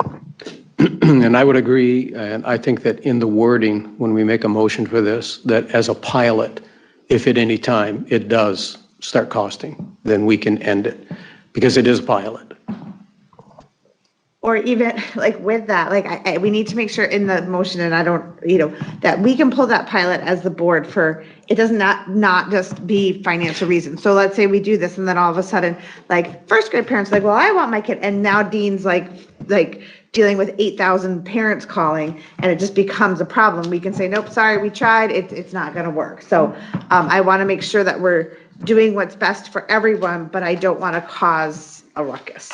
So at the discretion of the board is the wording, okay? At the discretion of the board is how we want to do it. Ms. Yop, you're online with a hand up. Hopefully you guys can hear me. So I am 100% agreeing with Ms. Rhodes because, I live in a small neighborhood with parents who go to Anna Reynolds. And after they watched the board meeting, they said, well, they want their kids on the bus as well. And there's a lot of kids in this neighborhood where I live, guys live on 8th Street, who saw these meetings and they want their children on the bus. So my concern is now people who have first graders said that their kindergartner, they have a first and a third grader, they never got this opportunity and they want it. So I am with Ms. Rhodes when I say if at any time that parents say that I want my kid and I want my kid, because I'm already getting that feedback now. So that is my biggest fear. They feel like their kid wasn't able to ride the bus during the pandemic. They're in first grade now. They want the same option. So while I think it's a good idea, I do think that we have to add that language in there, that the board is able to pull that, because I am going to tell you, as soon as this pilot passes, I have 6 families on my street who want that bus. Thank you. Just like the dress code. Okay. Mr. Branda? So just so I'm clear on, I think, what we're hoping to do. So if we leave this meeting tonight and we say that we're going to do the pilot program, we're going to begin a kindergarten and sibling transportation pilot program, and it will continue or be ended at the discretion of the board. So I think that leaves it open, right? Because it could be 100 different things. And then we are going to still say in the motion that it will be reviewed by the policy committee. I was thinking in the spring of 2023 for long-term consideration. Is that where we're at? I just want to make sure that the wording is at the discretion of the board at any point in time. I want people to understand that if we want to pull this 2 days after we try it, like it's at the discretion of the safety and the best interest of the students and the town, so. And I would just think anybody could motion for that too. Since it's not technically a policy, we wouldn't have to run through all the red tape of going through policies. So my thought would be if Missy Opp hears 6 families that have concerns and she brings that to the board and says, hey, maybe we need to revisit. If those 6 families come here and that, leads 5 board members to say, okay, let's end the pilot program, then we do it. I just think, I do think it's a little, I don't want to say dangerous, but it's a slippery slope when we start talking about all the people that didn't get this benefit, because I think that's why we're here. That's why we're having the conversation, because a parent came to us and said that. And like I said earlier, I've been here for 6 years at this table and no parent has ever brought this up. So it's not to say that those parents are not justified in wishing a year, 2 years ago, 3 years ago that they had the same opportunity. But it is to say that's how times change and that's how things change. And I think we should just look forward. And it's unfortunate that some families may feel that way, but this, I believe, is for the betterment not only of families right now, but if the pilot works, it's for the benefit of families down the road that have kindergartners that will not have to deal with the angst and the struggles of getting more than one kid on a bus and driving one or walking one. So I just wanted to say that I know we have to motion for it in order to continue discussion, but I just wanted to be sure we were on the same page there. Thanks. All right, Mr. Leverrier? Yes, thank you. Again, this matter was already referred to the policy subcommittee meeting multiple meetings ago. I mean, I think that by just adopting a pilot program, that it's a little bit of a cop-out, because I think that we need to evaluate this, and I think we should have already been doing it for, 3-4 weeks, and at this point in time, that how long we've taken, we could have already reached a result. The original intent was to not worry about the kids that were calling in and complaining. It was to make sure that we were accounting for students who are siblings of kindergartners who could get on the bus real fast. I think we're wasting time I think by putting in a pilot program, that it's just going to be granting another right that we can't take away, just like the dress code. I think we need to go through the appropriate channels, like Dr. Fletcher said 2 meetings ago, and send this matter to the policy subcommittee. Thanks. Okay, go ahead. So when we talked about this the last time, and we talked about whether or not we should do a pilot, and I don't know who it was, and I apologize, so kudos to someone at this, someone who said it. The point, someone brought up a point that if we did a pilot, it was a lot easier to end and change if it didn't go well. Once it was a policy, so for example, our dress code, if we had done a pilot, it would have been easier to just do away with it.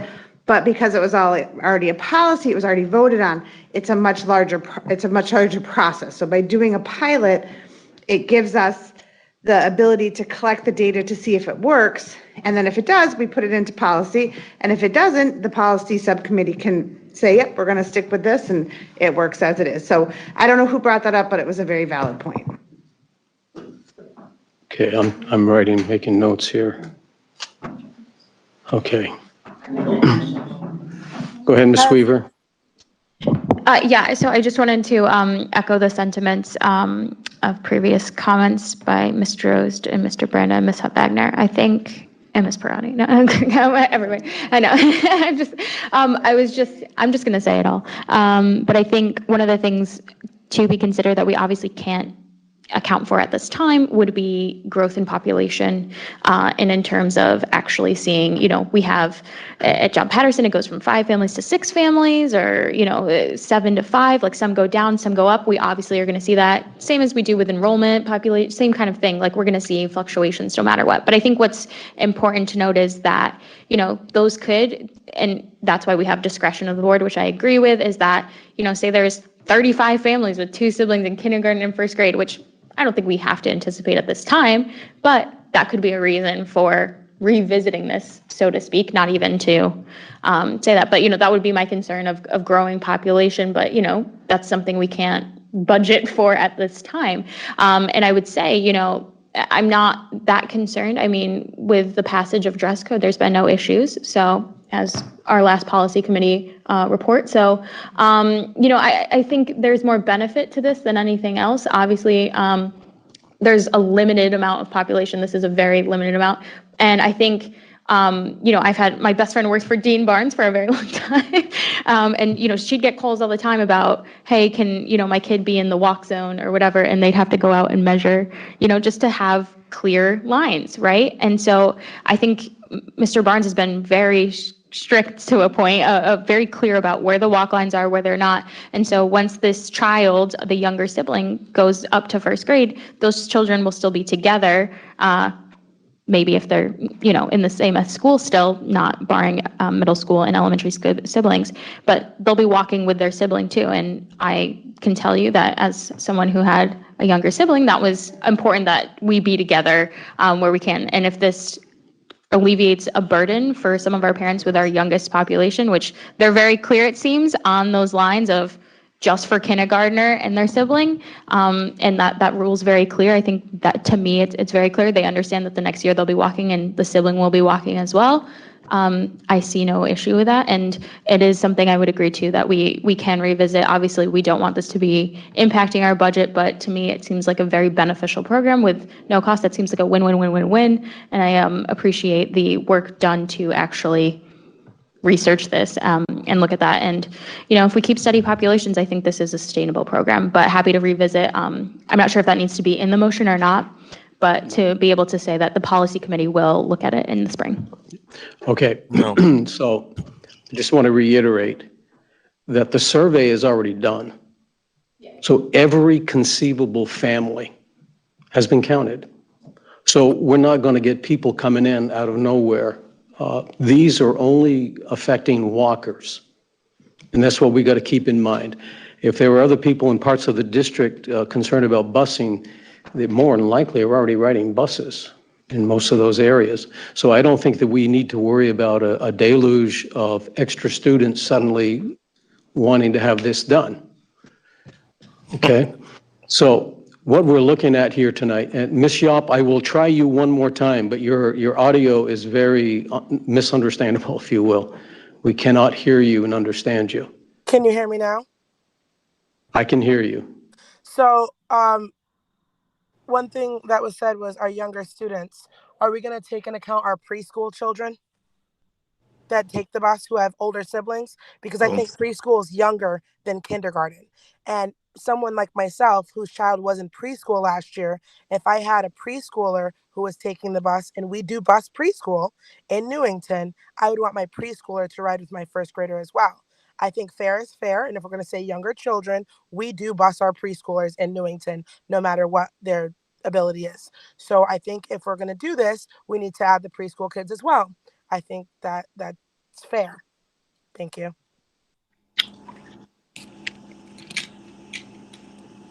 Well, I will say, if we were to add pre-K, that's a whole additional analysis that has not yet been done. But they're younger So, than the kindergarten kids that we're saying, we have preschoolers that walk.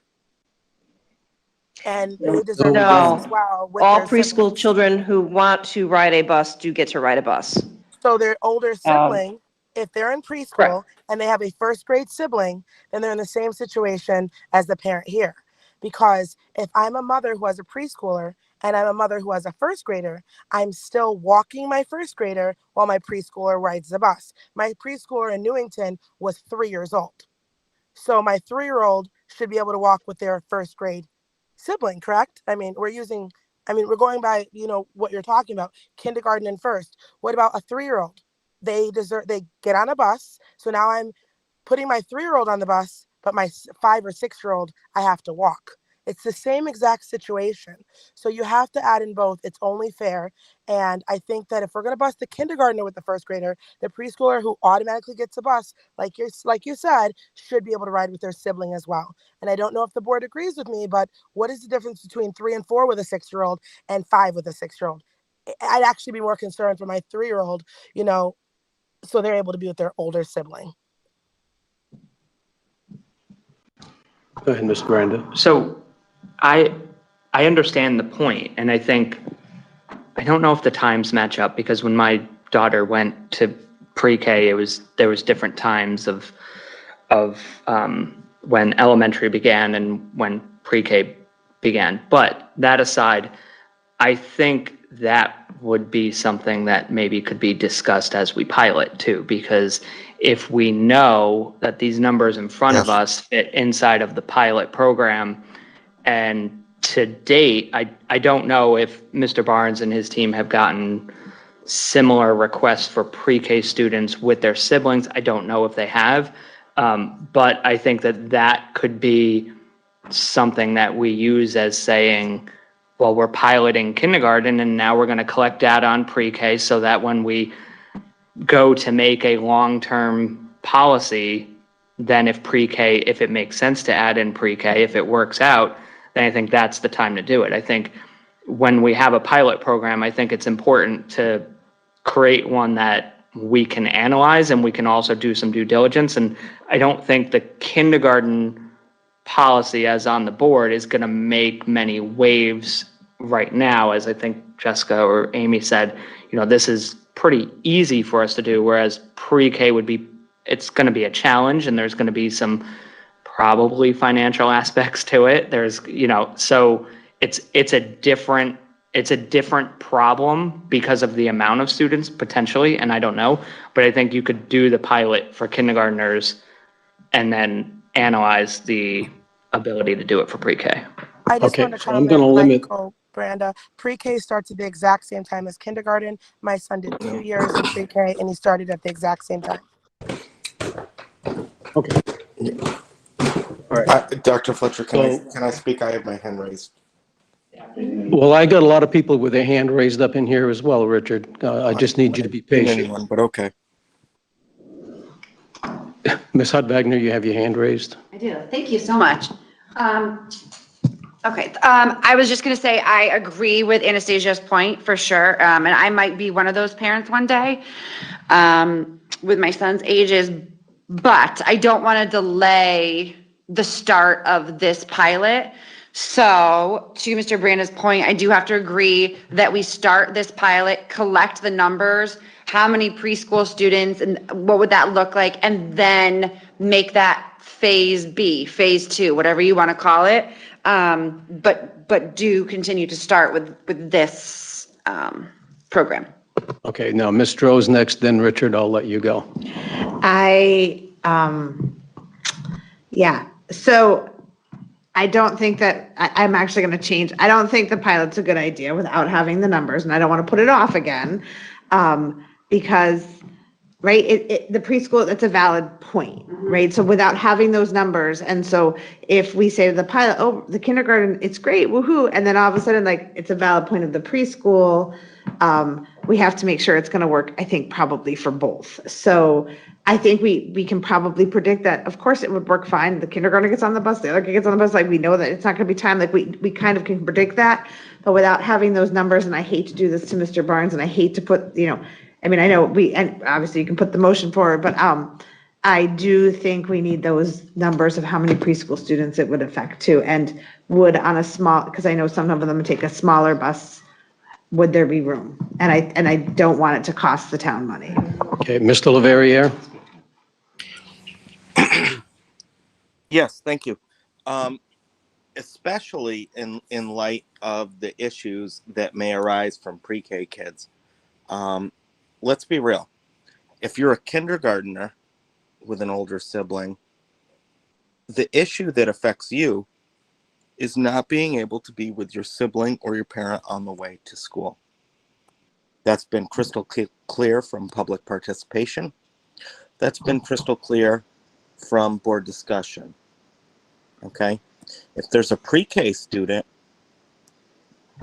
that's in a similar situation, that is only magnified. We don't have data by that. Okay, we don't know how much it's going to cost. We don't know how many families that it's affected. And I would like to call the question, and I would like to make a motion to defer the matter to the policy subcommittee. All right, in lieu of your recommendation, it is going to the policy subcommittee. Oh, we have a second. I have not recognized your motion. Okay? We have point of order. We have a motion and a second, Dr. Fletcher. You did not get recognized by the chair. Read Robert's Rules of Order, and I don't want to turn this into an argument. Okay? I'm going to defer this to the next meeting, and at that time, we're going to have a motion in place, and we're going to have data. And at that time, we'll make a decision of what we're going to do, and this is going to go to the policy subcommittee. We've already directed it to go there. This pilot is just to test the waters, okay? So that's where we're at. Ms. Yop, you have a question? No, my hand's not up. Is it showing? Parati, Ms. Parati. That's okay, thank you. Yeah, I don't think we should postpone the kindergarten pilot any longer. I think that with data in the future, we can add a pre-K program, pilot program if needed, or if the board chooses to, and it doesn't impact numbers or dollars or number of buses. But I think that there was a valid concern brought to us by a parent. We have discussed it at length in this as a board, and I think that not taking away from the pre-K students, but they only go to school half a day, not whole day. So there is a different nuance there as well. And maybe that, we don't know. We don't know the quantity. We don't know anything. So I think that we should make a motion as we had discussed today. I don't have it in front of me, but I think that we should focus on kindergarten tonight.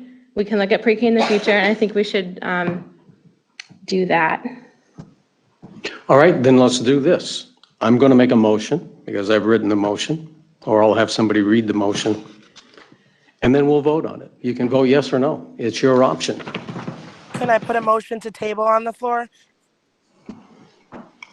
There's no motion to table at this time. What are they tabling? You can't table anything that's not brought to the table yet. When it's brought to the table, I'll table it, okay? Wait, they want to table this motion, but I can't table it because there hasn't been a motion.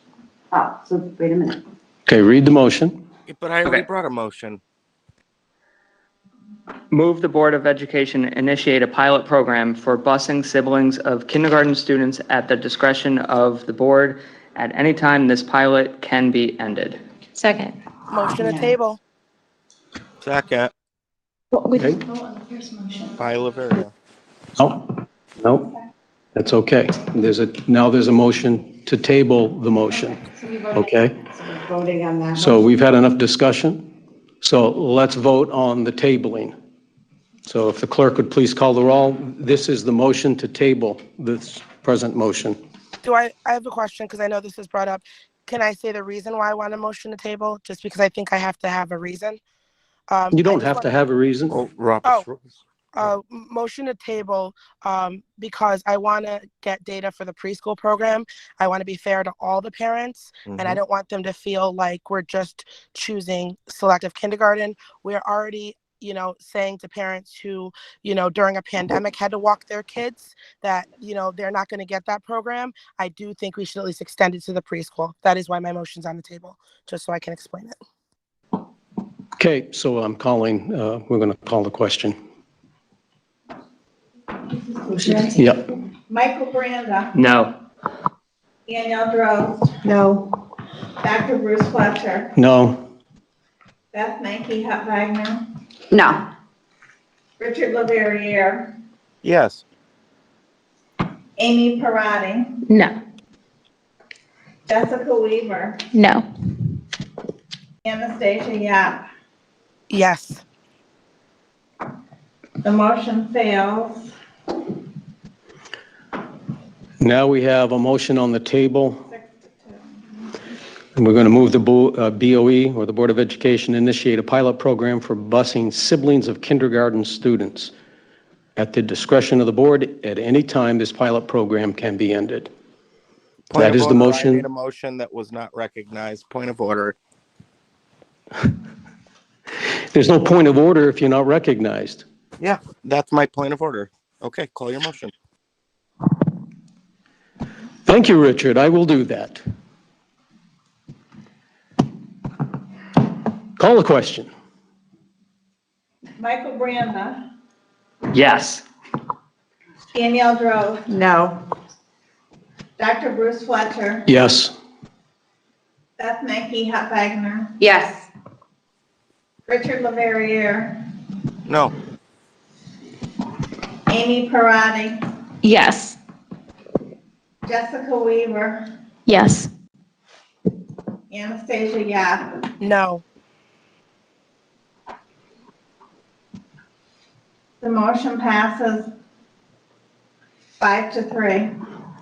Okay, so then what's going to happen now, Dr. Brummett? We're going to have you contact Dean Barnes, and you guys can work together to initiate this, and then we will review this as we go. I will, and I'll also get the pre-K data that was discussed this evening. Thank you. We need that for the next meeting. Absolutely. That's just what I was going to request because I didn't get a chance to say my 2 cents, but just wanted to say, I think, not going to Jessica Weaver it, but I think, it is important to get the pre-K numbers, but I don't want to delay this. I can just think of like the next 2 weeks of this parent or like trying to figure out scheduling for more and she's been waiting and waiting and waiting. I'd rather that be the benefit. And as I said with other policies, if we're wrong, we're wrong. We'll take it back. We'll own it. And if there's more benefit than risk, I'm in support. So that's why I voted yes. Thank you. Okay. So, Ms. Yop, is your question related to what we've already discussed? I just want to say why I voted no. I voted no because I did want to get the preschool data. Caitlin, thank you. I understand you want your child to get on the bus, and that experience was awesome for my son. But I just want to be fair, and I want people to know that as a board member, that I'm considering all families, not just families with kindergartners, families with preschoolers as well. And I want to also take in consideration the bus drivers. They're already stressed. We have a lack of drivers currently, and hopefully this works. And I just want people to know that I am considering all families, and that yes, I did advocate for the preschoolers because people have reached out and said, they want their kids with preschoolers on the bus as well. And I'm sorry to the parents who aren't going to get that for the next 2 weeks. And hopefully we get that data soon because you are important to me as well. Thank you.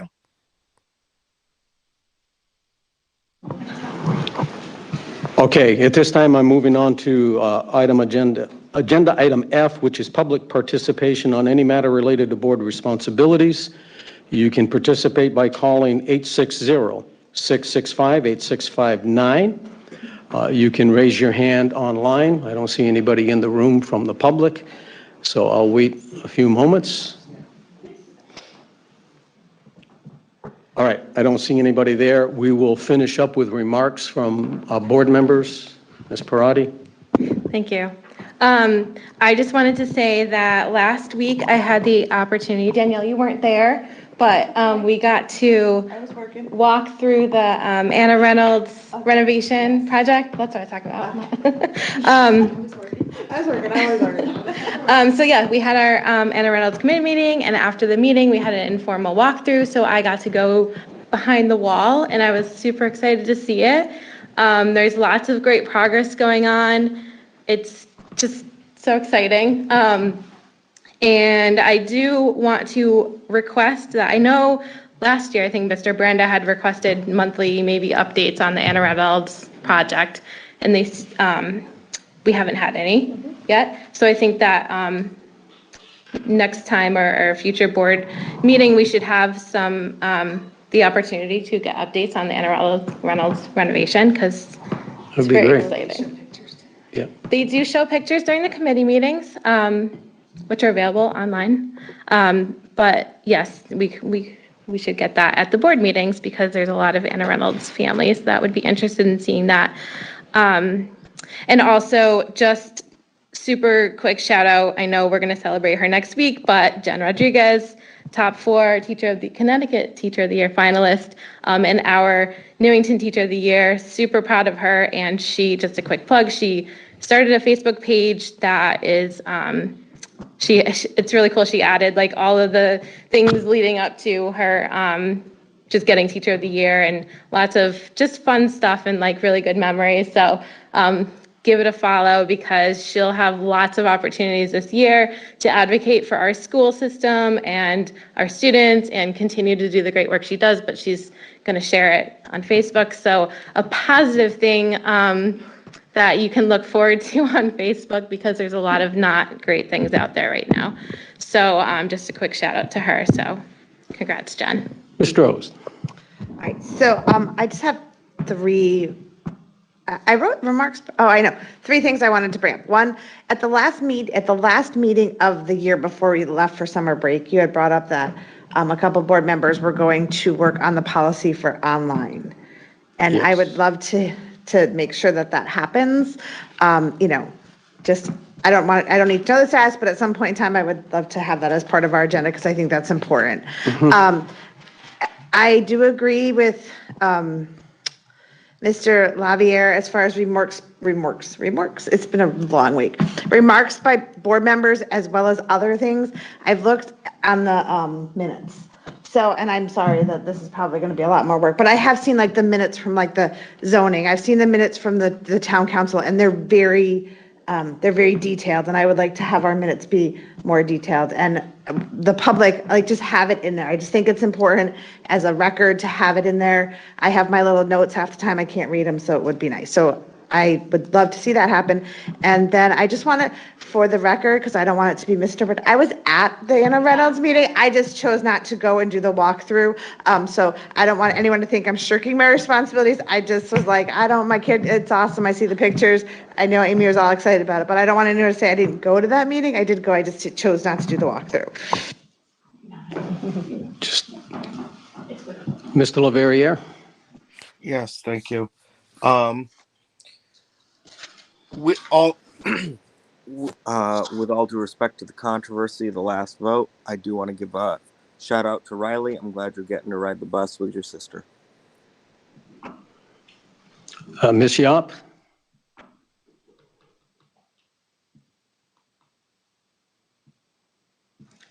Ms. Weaver? Yeah, I just wanted in the Anna Reynolds sorry. line. Okay, go ahead. Sorry, I thought I was talking on mute. I apologize, but Jessica, you can go first because I talked a lot. So go ahead. Oh, okay, I just wanted to quickly say, I guess in the Anna Reynolds line of work here, I was just wanted to say one of our kind of roles as board members is we get to go to PTO meetings, and I had a wonderful time at Anna Reynolds.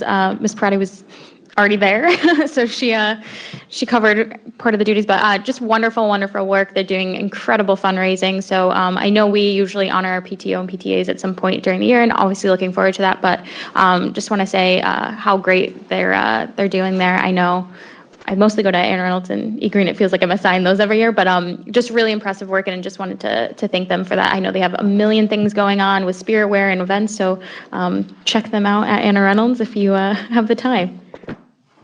All right, thank you. Ms. Yop? Okay, I wanted to say two things. Number one, I had a great time at the E-Green PTO meeting. I've never been in the school, but I can't wait to tour it. I hear amazing things about it. So, the staff there, some of the programs that they're implementing, that is an awesome school. So I do want to say that. Second thing is, in regards to what Ms. Strode said about the minutes, that is something that I did email about because I saw they weren't as detailed. I know you do the best you can, so I do appreciate, what you're doing. You're not, you're doing the best you can, but I would like if they were just a little bit more detailed because it is hard to reflect back on that. But I do know you're doing the best you can. And thank you to everyone on the board. I know we stay up late at night and we have long meetings, and I just want to let you guys know that I do appreciate each and every one of you and your opinions, and I respect your opinions, and I'm glad that we are able to work together. Thank you. Thank you. Anyone else here at the table wish to make your final comments? Motion to adjourn. Oh, second. I have one thing I'm going to say, Yeah, so I guess. and I usually don't get snarky, Yeah.